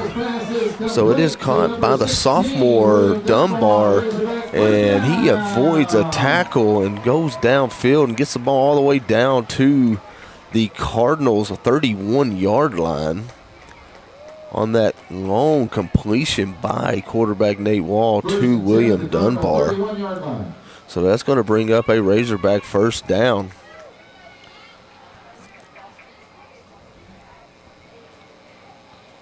Let's see what we get going now. We're going to have 3 receivers right, 1 to the left. Loudermill directly behind quarterback Nate Wall. Hand off to Loudermill as he tries to get to the outside. Continues to move his feet for a 6-yard run by Loudermill. And, Matt, what a play there by the receiver for Arkansas High, Dunbar. On the snap, Nate Wall had everybody thinking to the right side as he was eyeballing his 2-3 receivers in a bunch. And Dunbar just out there on an island all alone with the defensive back. And Nate Wall threw a 50-50 ball up in the air, and Dunbar was able to go up a little bit higher than the Camden guy and got some yardage after the catch. And you're trying to beat the last defender. That defender in the secondary even broke down and fell to the ground. Next play, handoff to Loudermill up the middle, as it looks like he may have got just a little past the line of scrimmage. They're going to mark him at the line of scrimmage. So that's going to bring a 3rd and 4 for the Razorbacks, with the ball sitting at the Cardinal 25-yard line. Clock is now at 6 minutes 50 seconds remaining in the 3rd quarter. Razorbacks trailing Camden 14-0. Razorbacks with a little leadway going here on their favor as they move the ball downfield. See if they can't keep it going. And we will have a false start. Looks like that will be on running back Cortland Loudermill, as he took a few steps forward before the ball was snapped. And unless he is going fully in motion, he cannot move a couple inches towards the line of scrimmage without being in motion. And just to clarify, Matt, being in motion, for the fans at home that can't see what we can but try to picture that in their head, visualize that's a player moving left and right, yep, as opposed to moving forward and crossing the line of scrimmage, or like you said, just moving ahead a step or two before the snap is ready. It's going to bring up a 3rd and 9 for the Razorbacks. Ball is around the 30-yard line, and it is a fake handoff to Loudermill, quarterback keeper by quarterback Nate Wall, as he is met at the line of scrimmage.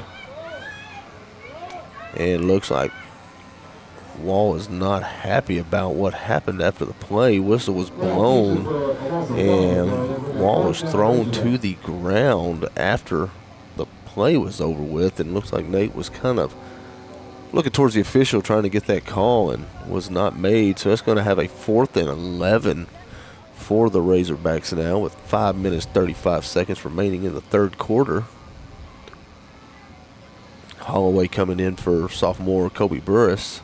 And thankfully Nate Wall okay there. But again, this officiating crew tonight really has been questionable on keeping players' safety at the top of the list.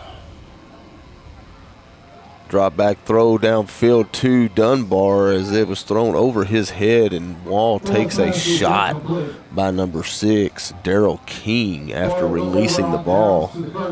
Wall a little slow to get up, holding his hip. And looks like he may be just a little frustrated with what happened, but you can tell he's obviously in pain. However, for those of you who do know Nate Wall, he is a very, very tough kid. And he jogs off over to the sideline. So it'll be 1st and 10 for Camden Cardinals as they take over on their own 32-yard line. Thomas trying the hard count. Razorback staying in position. We'll have motion coming across the left side of the field. Thomas throws down deep downfield as intended for number 5, Reed, as he tried to make the one-handed catch and unable to hold on to it for an incomplete pass.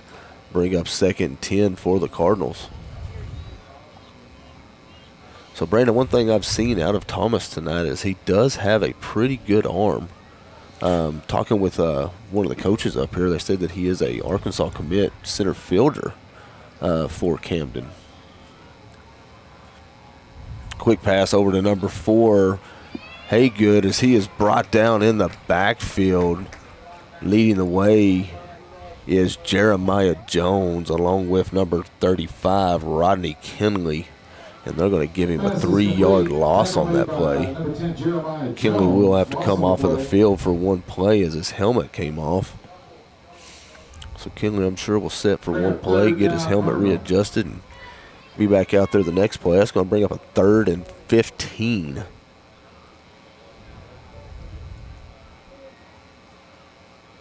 Thomas dropping back, looking deep downfield. And we are going to have a penalty flag thrown for pass interference on number 21, Jordan Williams. Looks like their feet may have tangled up a little bit on that play. However, I don't think that play was catchable. However, the officials probably have a different opinion than what I do here in the press box. Yeah, at the end of the day, we're not the ones with the laundry in our pocket deciding whether we want to throw it out there against a young man or not. Speaking of laundry, I need to make sure I put my hunting clothes in the dryer when I get home. Tomorrow morning is opening day for deer season in Texas. So, be an early morning for me, get in the woods, hopefully. See if I can't get something, walk out. Let the old compound bow fly. Not necessarily saying I'm going to hit anything, but I'm going to let it fly. And to complete the rest of your day tomorrow on a college football Saturday, after the Hogs get done here tonight, the bigger Hogs are hosting number 2 Alabama at 2:30 on CBS. Don't you know that'll be a raucous crowd up there in Fayetteville tomorrow afternoon? Yeah. The Roll Tide coming to Fayetteville for that game. Razorbacks coming off of a loss to A&M on a upset game. So Thomas drops back in the backfield and is met by a few Razorbacks. And looks like they'll give a 5-yard sack, lost sack on that play. And looks like leading the way was number 42, Marquand Traylor. Looks like Jeremiah Jones and number 94, Stephon Dunn, both in on that sack. Look like they're going to drop them for about a 6-yard loss there, Matt. We're going to bring up a 2nd and 16 for Camden.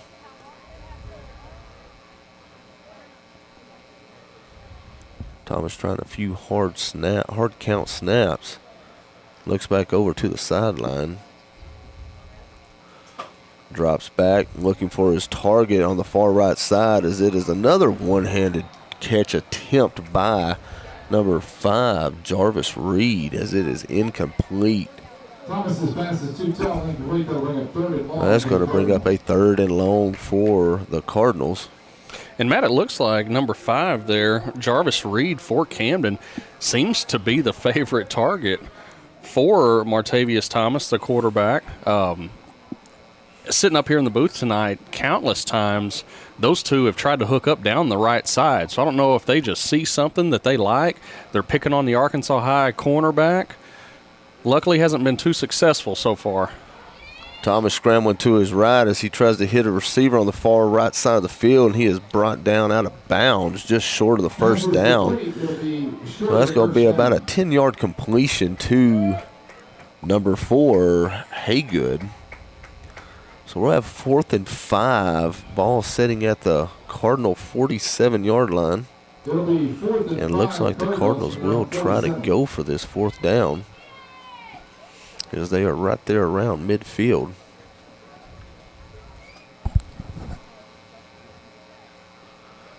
I wouldn't be surprised seeing a hard count here.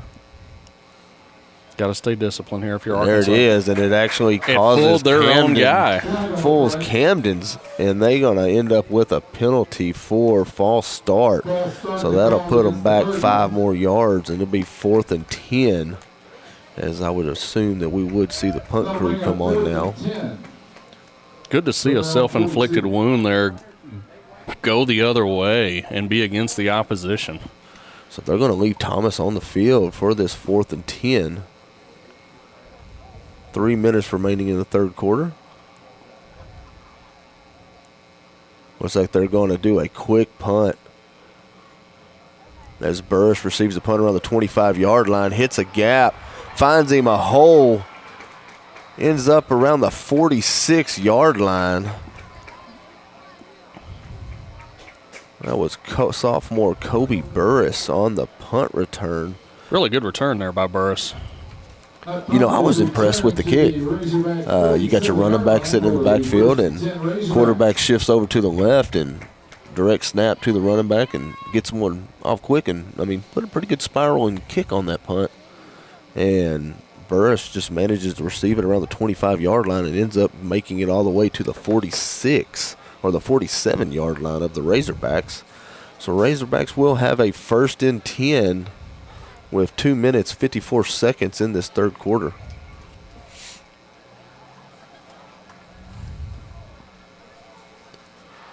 Wall takes a snap, tries to run the option, and is met by a few of the Cardinals immediately as he is picked up and put back down. Looks like may have been a little grabbing going on there. But they're going to give him a 2-yard quarterback keeper on that. So bring up 2nd and 8 for the Razorbacks. He may not admit it, but that secretly might have been some of the most fun 2 yards he's ever gained.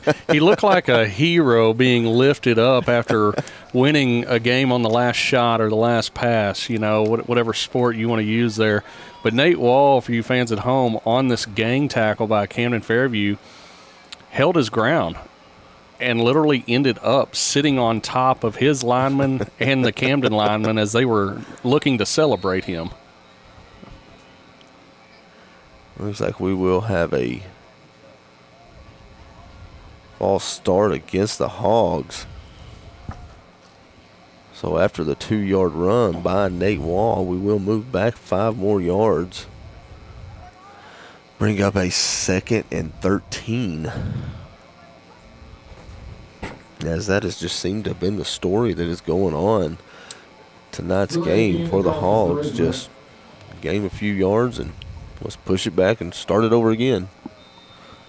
So ball now at the 49 or 44-yard line of the Razorbacks. And even a little heated exchange there from about 5-10 yards away between Nate Wall and Coach Outlaw. Got fire and passion running deep from both of those guys. And it looks like we're going to have another penalty on the play, which will be a false start against the Hogs, so we'll move back another 5 yards. We'll make it a 2nd and 18. That's 10 yards that we have moved back from the initial 2-yard gain by quarterback Nate Wall, just on penalties.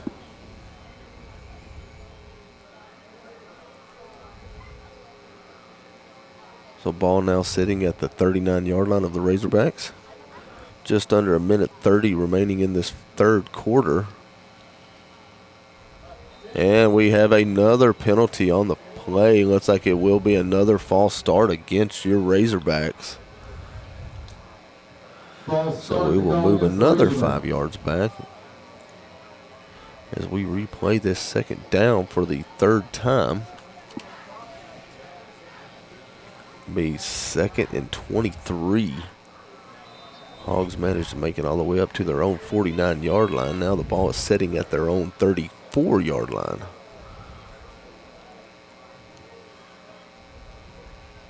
You know, there's got to be a lot of frustration going on. We'll have 2 receivers left, 2 receivers right.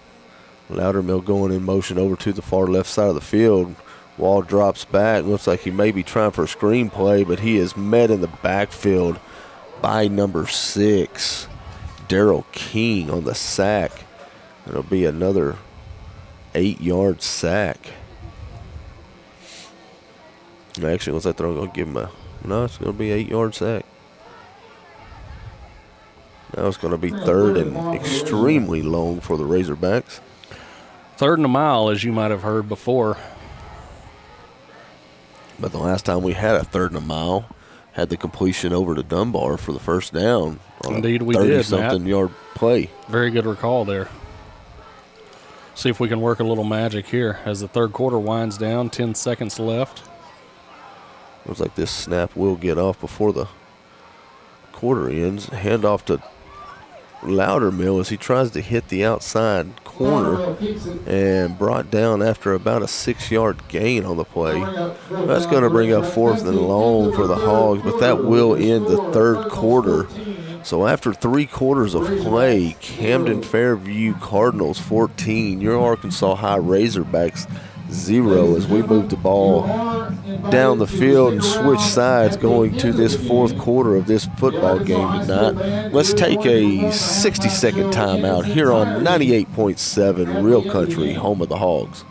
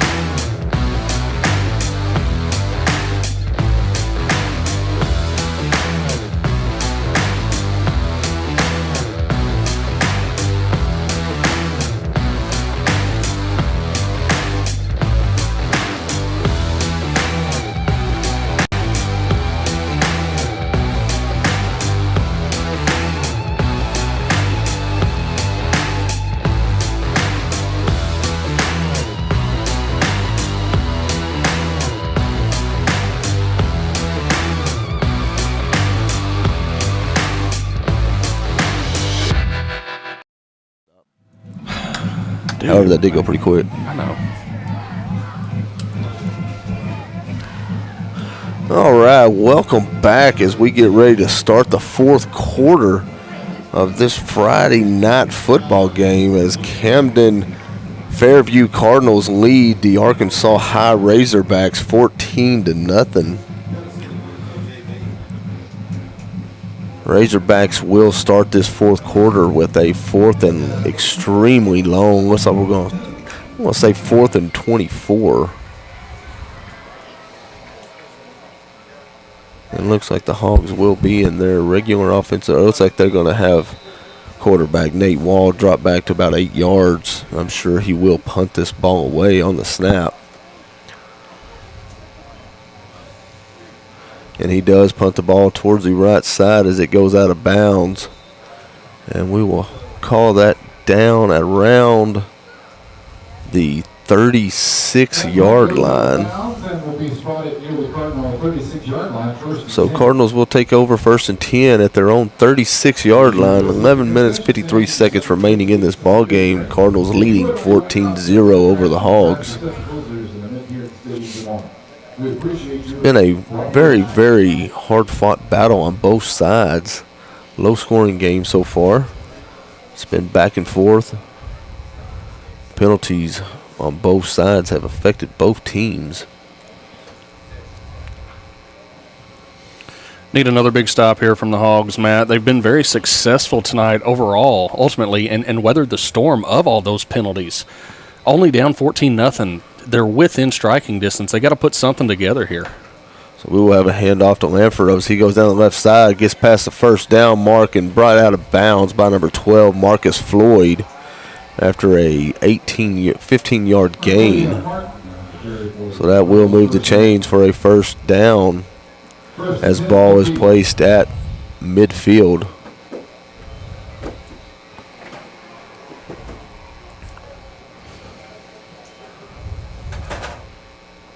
So Hogs are looking over. Looks like we may have an injury on the field as we have a few coaches running over towards the Camden sideline. It looks like it may be Marcus Floyd. No, Yeah, it looks like it's Marcus Floyd as he's being helped off of the field as he looks like it may be a ankle injury or a knee injury. But he is needing of a little assistance to help get off the field. While we allow Marcus to get off the field, let's just take a 30-second timeout here on 98.7 Real Country, home of the Hogs. Here at Texarkana College, it is our mission to advance. All right, let's get real. We do things differently at Texarkana College. We understand the real world and we know how to prepare our students.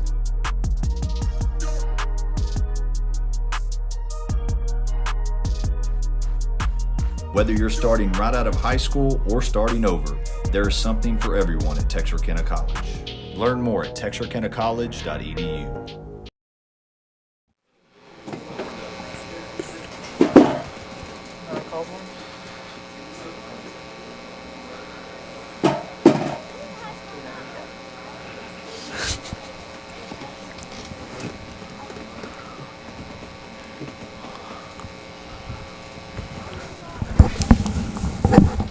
I don't know what this commercial is.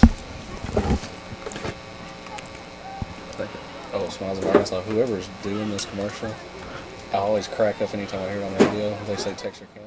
Well, they're either short and chubby or short and skinny.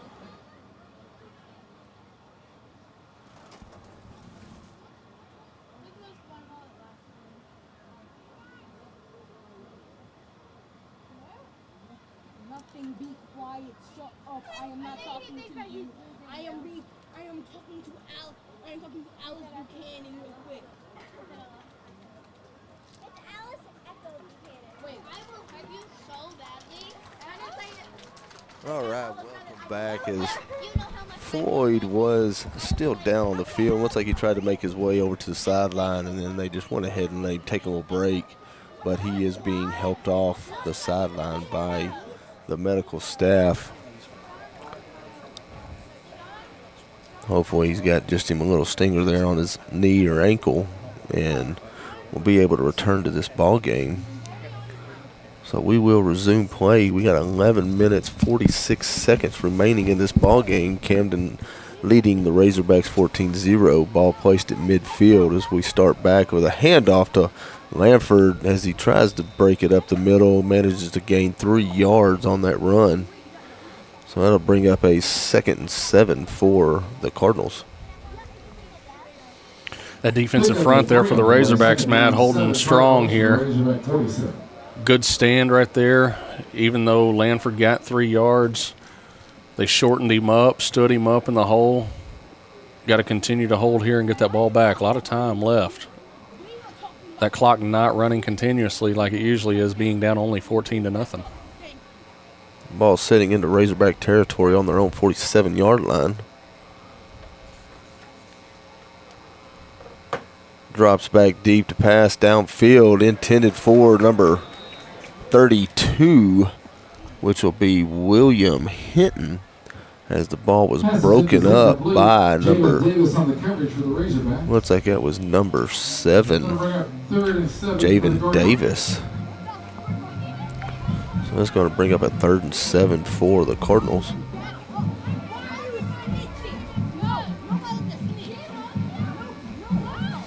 That ball right there, Matt, on that receiver just seemed to pop in and out of the old bread basket, if you will. The old bread basket.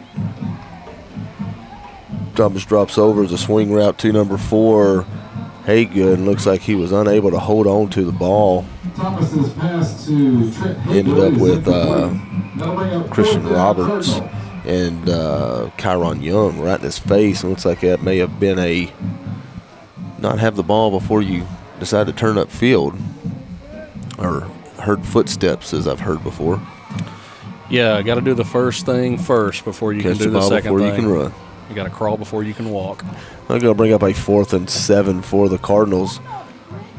Thomas drops back in the shotgun, and he is wrapped up by number 35, Rodney Kinley, with Jeremiah Jones helping out on that. And that will be a turnover on downs as the Hogs will take over 1st and 10 at their own 48-yard line.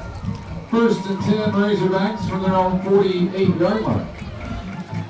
So the defense doing really well on that, getting in the backfield and meeting Thomas as soon as he tried to drop back for the pass. And sophomore Kinley just held on to him, and I guess you'd say held on for dear life, and Jeremiah Jones comes in and helps him finish out the sack for a turnover. Matt, I know there's not been much to speak of offensively as far as the scoreboard. Still sitting at a 0, though only down 2 scores, as we've said often tonight. But don't you know how proud Coach Wilson is as the defensive coordinator and the stands that this defensive side has made all night? The Hogs look very, very good defensively tonight. Very good. Wall run the option as he pitches over to Loudermill, who gets down on the left side. Looks like he got past the first down stick and got into the Cardinal territory at the 38-yard line. That will be a Razorback first down. But we do have a Camden player down on the field, as we will bring in some medical attention to that young man. Looks like it may be number 88, Cameron Eastham, the senior, down. So while they get this young man looked at, let's take a 30-second timeout here on 98.7 Real Country, home of the Hogs. Texas A&M University Texarkana has brought the excitement of college athletics to your hometown. Our student athletes come from right down the street, across the country, and around the world to compete in tennis, soccer, basketball, baseball, softball, cross country, and volleyball. Come cheer on the Eagles and experience the action-packed thrill of TAMUT Athletics. For schedule information, visit TAMUT Athletics on Facebook or visit www.tamuteagles.com. All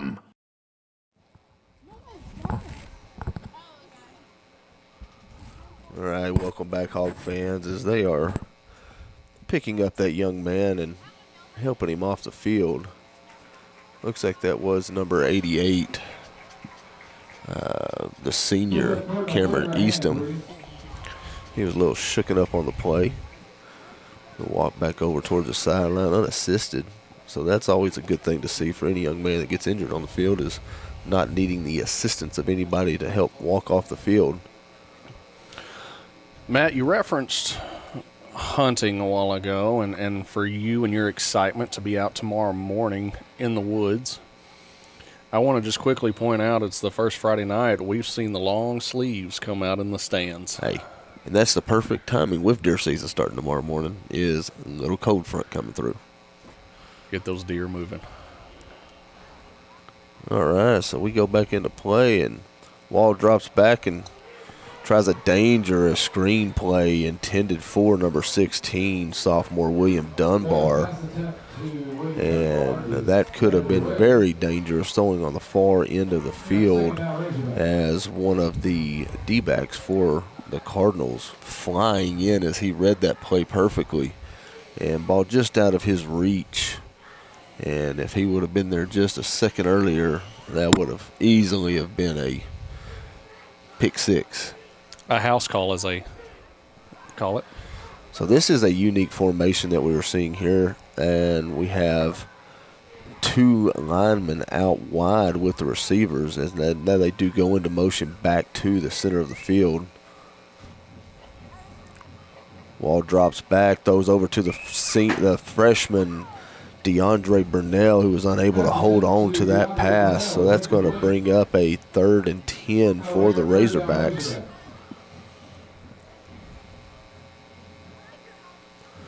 Ball is setting in Cardinal territory at their 38-yard line. We're down to 9 minutes, 46 seconds remaining in this ball game. And good progress for the Arkansas High Razorbacks all night tonight, Matt, in comparison to the first 4 games of the year. They've been in plus territory a lot tonight.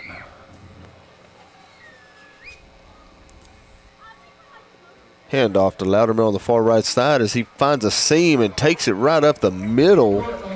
Looked like he was trying to hit the outside corner, seeing the little bit of green daylight in the middle, and put that right foot down and drove back forward and ended up for a Razorback first down. Ball now sitting in the Cardinals' 26-yard line. Another handoff to Loudermill up the middle as he runs through his guys and manages to gain 8 or 9 yards on the carry. He was about one defensive player short of being able to run straight into the end zone. And they immediately go back to Loudermill up the middle. And he's going to be about a yard short of the stick. So it's going to bring up a 3rd and very short for the Razorbacks. Razorbacks with no hesitation. Tries the hard count. Doesn't fool the Cardinals this time. Goes back, looks over towards the sideline, gets the call from head coach, and it is a quarterback keeper up the middle as he faked a handoff to Loudermill and was stood up. But, however, before he was stood up, he did reach past the first down, so that will be an Arkansas High Razorbacks first down. Ball inside the 15-yard line now for the Razorbacks as they finally have a little bit of something going. Ball is at the 14-yard line. Ball snap, quarterback drops back, throws deep in the corner of the end zone towards Burris, and it was just out of his reach in the back left corner of the end zone as Burris goes full layout towards that corner, and ball just out of his reach for an incomplete pass. And, Matt, what an effort there by Burris in the corner of the end zone. He got past his defender and just kind of left the young man for Camden standing there more towards the front, near the goal line. And Burris had 3 or 4 yards behind him and laid out like Superman, and that ball just got through the hands before he and the ball both hit the ground. Good effort by the sophomore, Kobe Burris. A great location thrown by quarterback Nate Wall. It's going to bring up a 2nd and 10 for the Razorbacks, and we will have a false start on the Hogs, as we've seen numerous times tonight. So that's going to bring up 2nd and 15, or 2nd and 15 for the Hogs. We're at 8 minutes, 13 seconds remaining in the game. Hogs have the ball at Camden's own 18-yard line. Wall drops back, looking for his target in the back corner of the end zone towards Marcus Floyd, and just out of reach. So that will bring up a 4th and 15 or a third and 15 for the Razorbacks.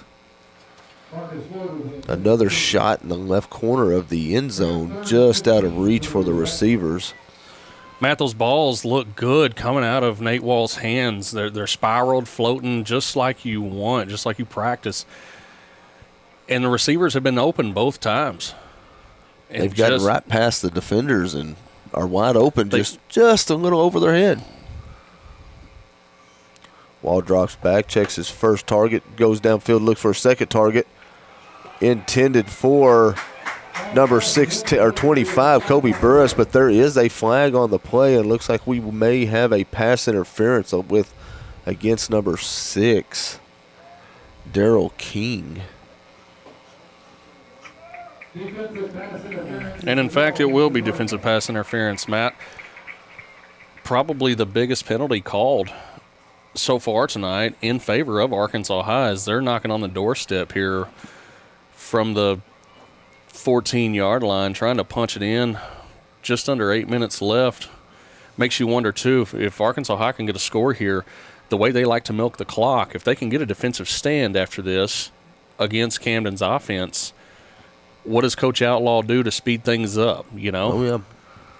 So after that penalty, that will bring a 1st and goal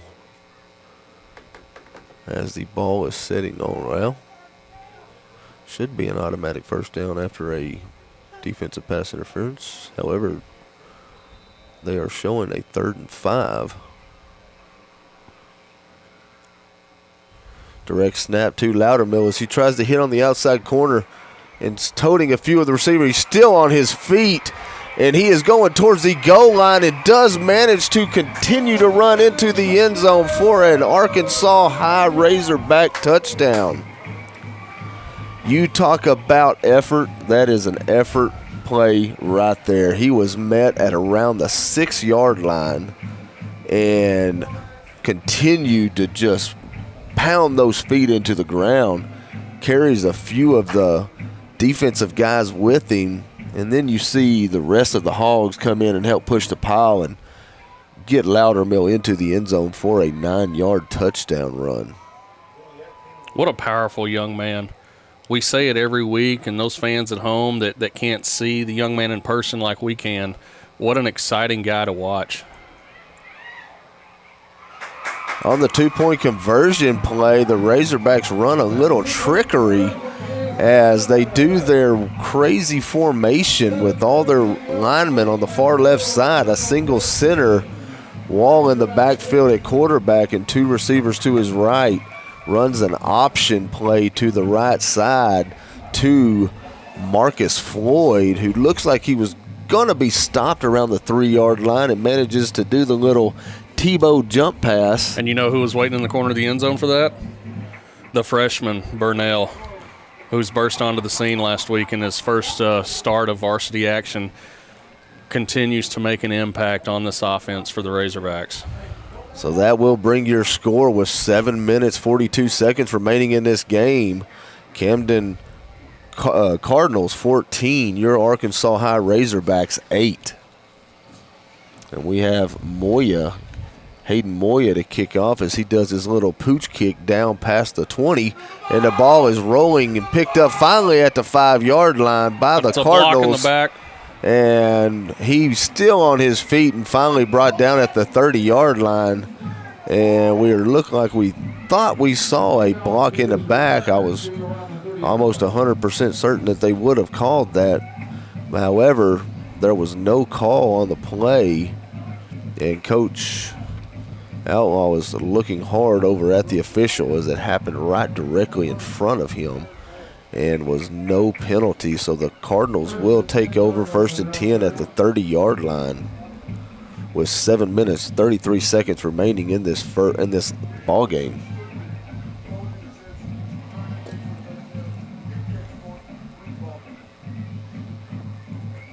So ball be placed in the center of the field on the 30-yard line. And Matt, this now becomes the biggest defensive stand of the night for the Razorbacks as they are down just a touchdown. An extra point would even put them ahead should we get to that point. So we will hand off to Lamford as he goes down the left side, breaks a few tackles, and manages to pull out 8 yards on the carry. So that'll bring up a 2nd and 2 for the Cardinals. There's the clock winding down just above 7 minutes remaining in the game.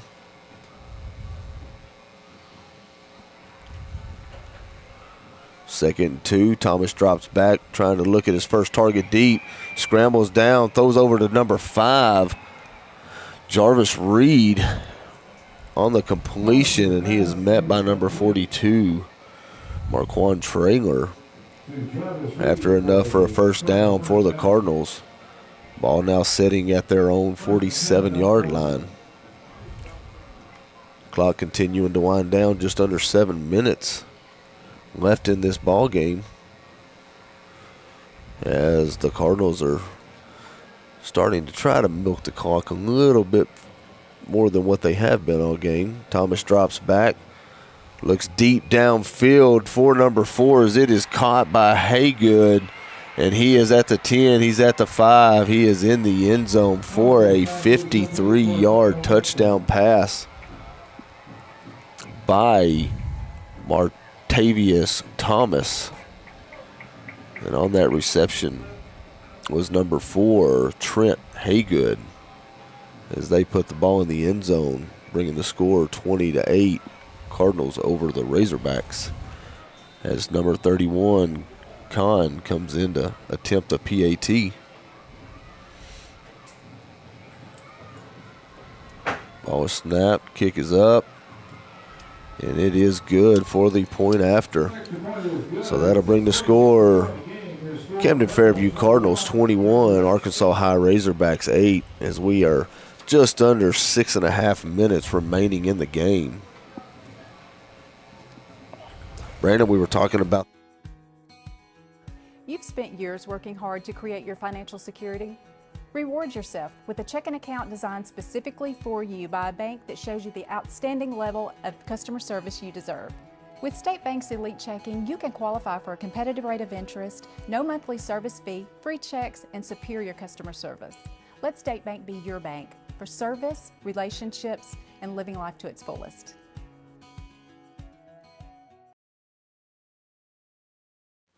And oftentimes, as you see, whether it be in Little League or at the high school level, coaches encourage young men and women to play multiple sports as they're growing up, and helps out their athleticism, makes them more versatile in everything that they do athletically.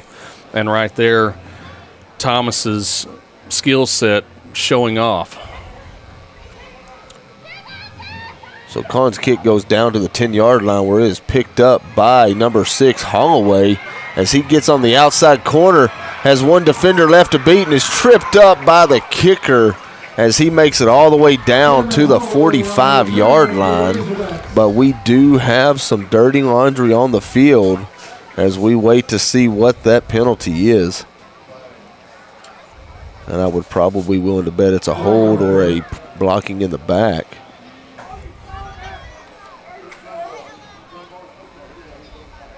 That will be a holding call on the Hogs. And they will bring that return back all the way to the 20-yard line. So after a 35-yard kick return, penalty brings it all the way back to the 20-yard line, where the Hogs will take over 1st and 10 with 6 minutes, 15 seconds remaining in this ballgame. So some score updates that we have. Redwater ended up beating Omaha Pugh at 31-24. New Boston DeKalb game. DeKalb beat New Boston 30-12. The Hooks Hornets are leading the Prairie Land Patriots 43-14. Here at Razorback Stadium, Wall drops back, scrambles to his right side, ends up gaining 4 yards on the play. Some more updated scores. Texas High leads Mount Pleasant 37-20 with 6 minutes remaining in the third quarter. And Matt, you'd like to see a quick strike here by Arkansas High, being down now 2 scores, 21-8. So they need a couple touchdowns, to say the least, plus extra points or a 2-point conversion. Nonetheless, we've got 75 yards left here to go with 5 minutes left in the ball game. Wall drops back, looking for DeAndre Burris, as he is looking for a penalty on that. Looks like they may have got away with holding on his arm as he was trying to go for that reception. However, there was no penalty on the play, and incomplete pass intended for freshman DeAndre Burnell. Yeah, Matt, the cornerback there for Camden got beat on the inside by Burnell, and he only had one option left to try to slow up Burnell. A lot of things like that have happened directly in front of officials' eyes tonight. So we have Loudermill in at quarterback as he takes a snap and hits the outside corner, has 2 men to beat, stays on his feet, brought down around the 34-yard line as he go into Cardinal territory, and that will be an Arkansas High Razorback first down. 1st and 10 at the Cardinal 35. So it'll be a 1st and 10 as they are now on the Cardinal 35-yard line. 5 minutes and 18 seconds remaining in this ball game. Wall back in at quarterback. Hands off to Loudermill as he tries to cut back to the left side and is met by a few of the Cardinals as he is still pushing the pile and manages 3 yards on that play. Razorbacks in their hurry-up offense as they are back to the line. 4 minutes, 50 seconds left in the ball game.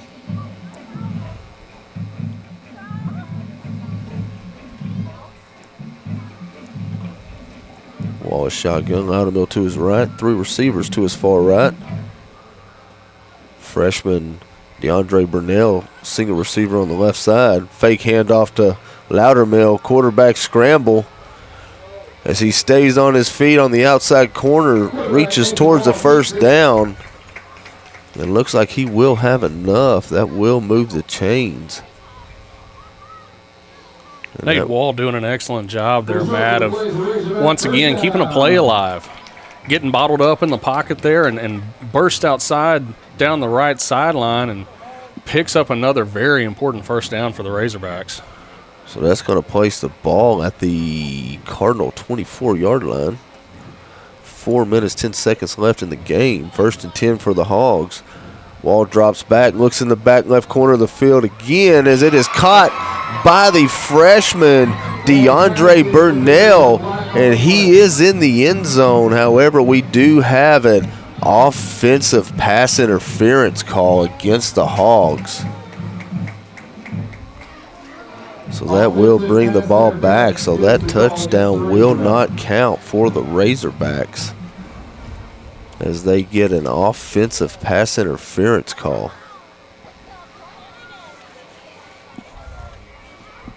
And that was a great play by quarterback Nate Wall as he set his feet, threw the ball back across the field to the freshman receiver. And Matt, that's goes up and gets it at the highest point that he possibly could. And you take the words right out of my mouth. That was a point I was going to make, to use a basketball reference. That's just like grabbing a rebound under the basket. You know, you got the receiver, typically taller than a defensive back in the game of football. And interviewing Burnell the other day, he's listed at 6'1", 175 pounds, and that corner, that Texas safety, whoever A&M was. University Texarkana has brought the excitement of college athletics to your hometown. Our student athletes come from right down the street, across the country, and around the world to compete in tennis, soccer, basketball, baseball, softball, cross country, and volleyball. Come cheer on the Eagles and experience the action-packed thrill of TAMUT Athletics. For schedule information, visit TAMUT Athletics on Facebook or visit www.tamuteagles.com. 4 minutes left in this game. Razorbacks trail Camden 21-8. Looks like the Hogs are going to have a 1st and 25 as the ball is now at the Cardinal 39-yard line. As we did have a timeout called by Camden. We will resume play now as the Hogs come out to the field to get set up quickly on offense.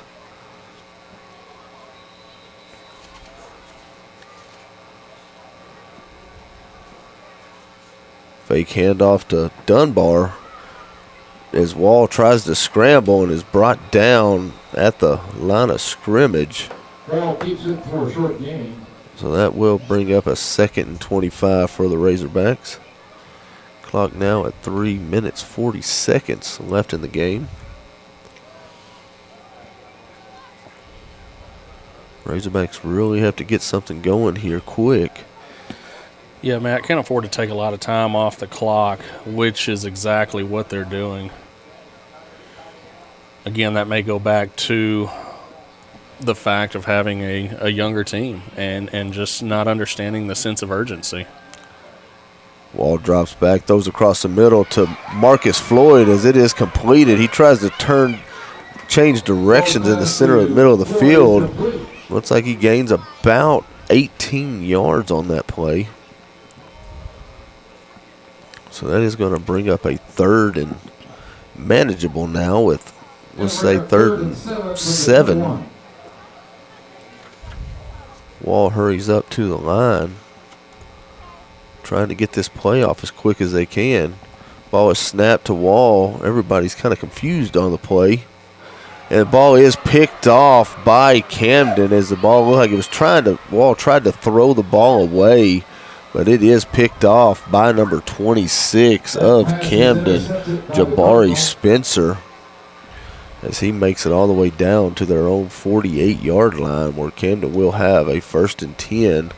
And we do have quarterback Nate Wall slow to get up. As we've seen a few times in this game, he has taken a few hits and manages to get to the sideline and come back out and continue to be the dog that he is and never give up and just show how tough that kid really is. It's like Superman, Matt. If you remember, he always went in the phone booth, came back out, and somehow magically had the cape on ready to go again. As we've seen Wall walk over to the sideline, walk to the 10 over here in pain, and then come back out and try to do his thing on the field. So 1st and 10, Camden. Thomas drops back, those deep downfield, intended for number 4, Haygood, as it is incomplete, in and out of his hands. And what a great break for the Razorbacks, because he was by himself. That's going to bring up a 2nd and 10 for the Cardinals. As clock's down to 2 minutes, 26 seconds left.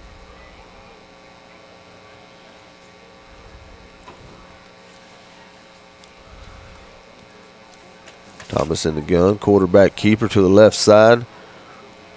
Jukes around, manages to get to the 1st down, where he slides in for a 1st down. And looks like there is 2 flags on the play. Looks like they're going to get one of the Razorbacks for hitting him as he gave himself up.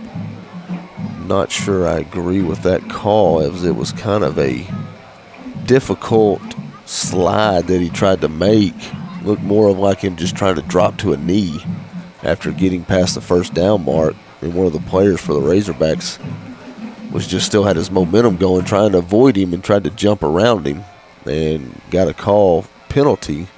But we do have another penalty on the other side of the field as the officials get together to figure out what the ultimate call is going to be for these 2 penalties. And Matt, I saw Jeremiah Jones, the defensive end for the Razorbacks, lose his helmet, and it looked like he just stopped on the play, you know. And even after the action went 15, 20 yards down the left side, illegal hands to the face from Camden may be what had happened there. So it looks like there's going to be offsetting penalties. So they should replay the down. So there was penalties on both sides. Looks like they were both personal fouls. So that will be offsetting, and they will replay the down. So it will remain 2nd and 10.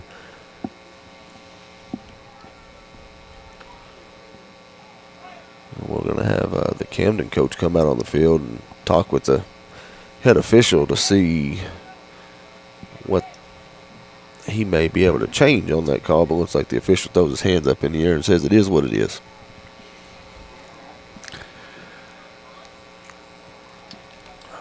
Well, at the end of the day, the guys in the stripes do have the final word. Especially the guy with the white hat. So it looks like number 10, Jeremiah Jones, will have to come off the field because he lost his helmet during the play. So he will have to set out one play. And it looks like never mind, they're going to allow him to go back into the game. Heard a couple coaches down the way hollering that if his helmet apparently was forced off of him. So we have a handoff to Lanford up the middle as he gains 2 yards on a play. And it looks like Jeremiah Jones' helmet was ripped off of his head again. And we've got a few of the Razorbacks trying to calm him down. And I don't understand what is going on. Jeremiah Jones is really upset after that play as his helmet was ripped off his head by a Camden Cardinal. And there is flags on the play. And Coach Trey Outlaw does not look happy about what is going on with this officiating crew. So it's going to be a personal foul against Camden. So they will move down. So trying to see what's going on here with the play or with the penalty. So it looks like they will move the ball.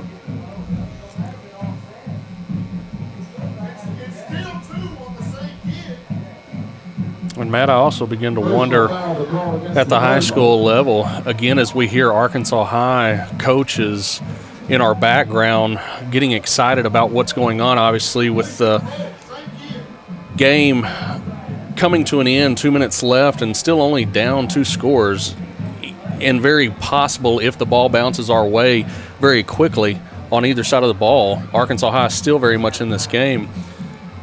Number 72 for Camden committed those personal fouls back-to-back on Jeremiah Jones, and you wonder if that calls for an ejection. It doesn't look like it, because we're going to have him still on the field. Next play is a quarterback keeper as he is met in the backfield. Looks like that is by number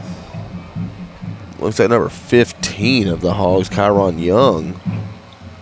And we will have a timeout called by the Razorbacks. That's going to bring up a 4th and extremely long. Looks like about 29, 30 yards for Camden. And Brandon, one thing I've seen tonight, and I don't like ever talking about any kind of officiating crew, however, is it just seems like they're not all on the same page. I've seen numerous times the officials have just thrown their hands up in the air like being from up here in the box and seeing it down here, or seeing it from up here with them on the field, it just seems like, all right, what are we doing now? What's the deal? You know? And, I mean, it's just, you don't normally see that in a high school football game. Well, and whether you're Camden up by 2 scores or Arkansas High down by those same 2 scores, both sides of the field tonight, both coaching staffs have been very animated and excited towards the referees, to your point. Just not a good look for the referees, as we stated earlier. Throwing your hands up at a coach doesn't do anything to keep a respect factor between you and those coaches. So Kuhn is back to punt. Burris back to receive the punt. As it is a long spiraling punt received around the 30-yard line as Burris comes towards the sideline of the Razorbacks and is brought down.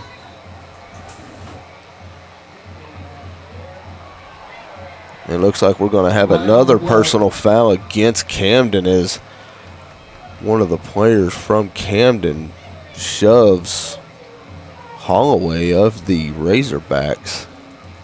And we've got some more dirty laundry coming out. Holloway coming over on that punt return to help out Burris and block ahead of him.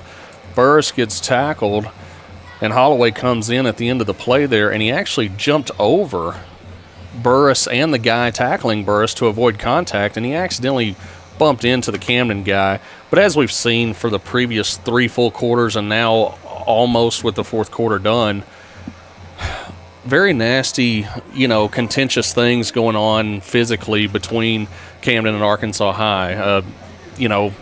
We've seen everything but punches thrown literally tonight. And the referees, as we've stated, they've done what they can, if you want to call it that, and give them a little bit of a defense. This hasn't been an uncontrollable melee, but they truly have needed to tighten things up from their end and protect players' health way more than they have tonight. No, I agree. So that will be a 15-yard personal foul. That'll bring the ball down around the 45-yard line. So Hogs will have a 1st and 10 at their own 45. A minute 36 remaining in the game as the Razorbacks trail Camden 21-8.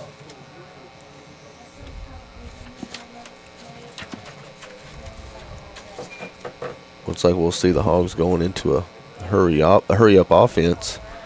All quick to get out on the field. Loudermill going in motion. Fake pass over to Loudermill, thrown across the middle to Marcus Floyd, who was unable to hold on to the ball as he was in the middle of the field by himself. And there again we see quarterback Nate Wall on the ground, slow to get up, and we will have an official timeout for quarterback Wall. We're nearing the end of the game. I'm going to have the medical staff go look at Nate Wall, as we've seen him numerous times down tonight and just manages somehow to get back up and get back in the game.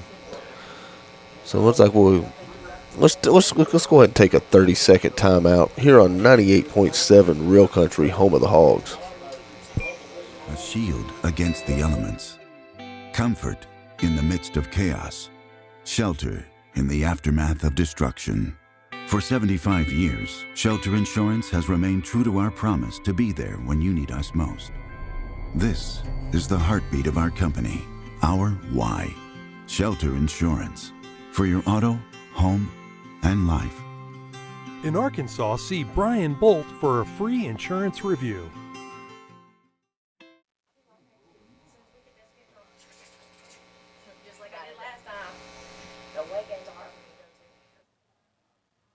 Let's give that Razorback a hand.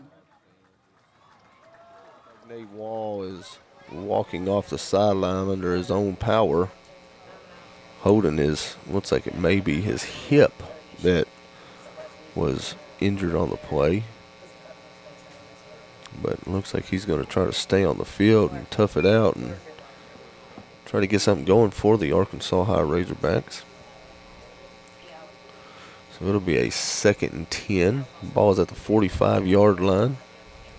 Minute 32 left in the game as the Razorbacks trail Camden 21-8. And let's see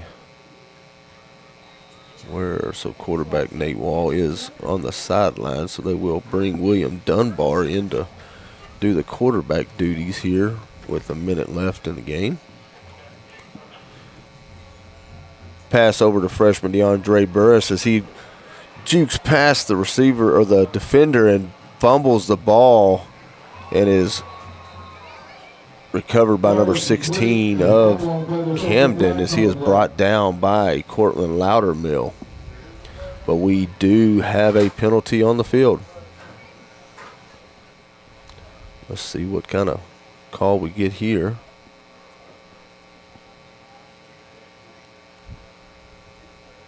We don't have the offense or the defense coming out on the or switching out.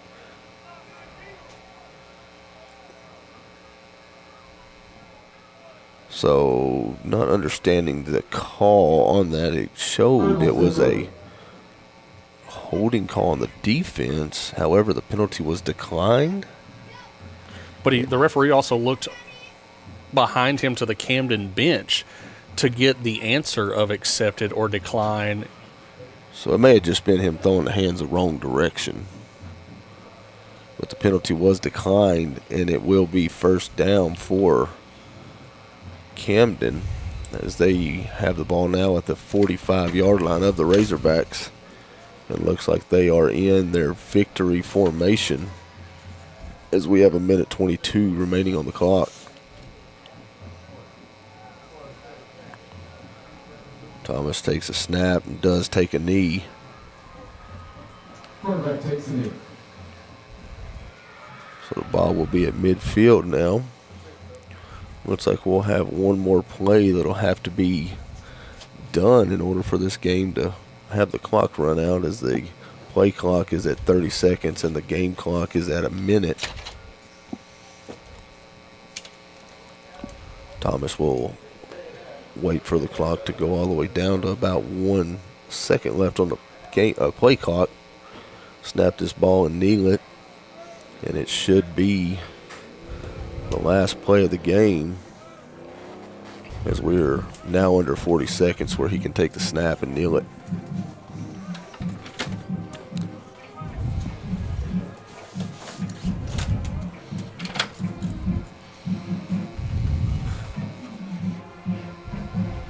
And he does kneel the ball, and that will be the ball game.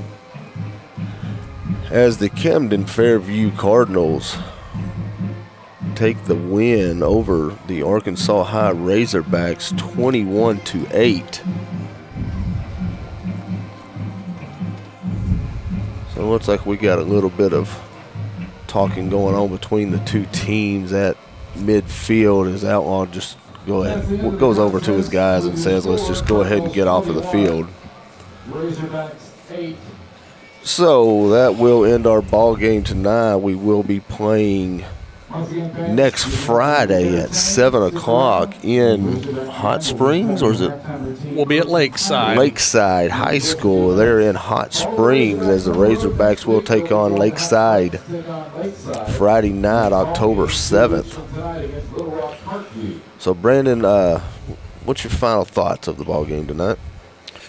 Matt, for me, I saw a big improvement from Arkansas High overall tonight, taking steps forward as a younger group. I know that gets said a lot and maybe outplayed, but that's really got to be stressed with all the struggles they're going through right now as they fall to 1-4 on the season at their halfway point. Very much improved tonight on the defensive side. You're only down 14-0 at the half to Camden. Camden comes in 3-1. Their only loss to Arkadelphia, just like Texarkana a few weeks ago. So seeing a lot of the same opponents in the southern part of the state, apparently. Camden doing well so far. But for Arkansas High, the home team here, just another step in the journey along the way, as Coach Outlaw has even stated to us, just keep moving the chains forward, per se. Keep these young men steered in the right direction and have them to continue to grow and mature as we complete the next 5 weeks in the back half of our season. So that will be all of us here tonight. You have been listening to Arkansas High Razorback football. I'd like to thank Brandon Wells for bringing you the color, and for Harry back at the station, I'm Matt Riddle. Tune in next Friday, 7 p.m. kickoff here on 98.7 Real Country, home of the Hogs. Thank you.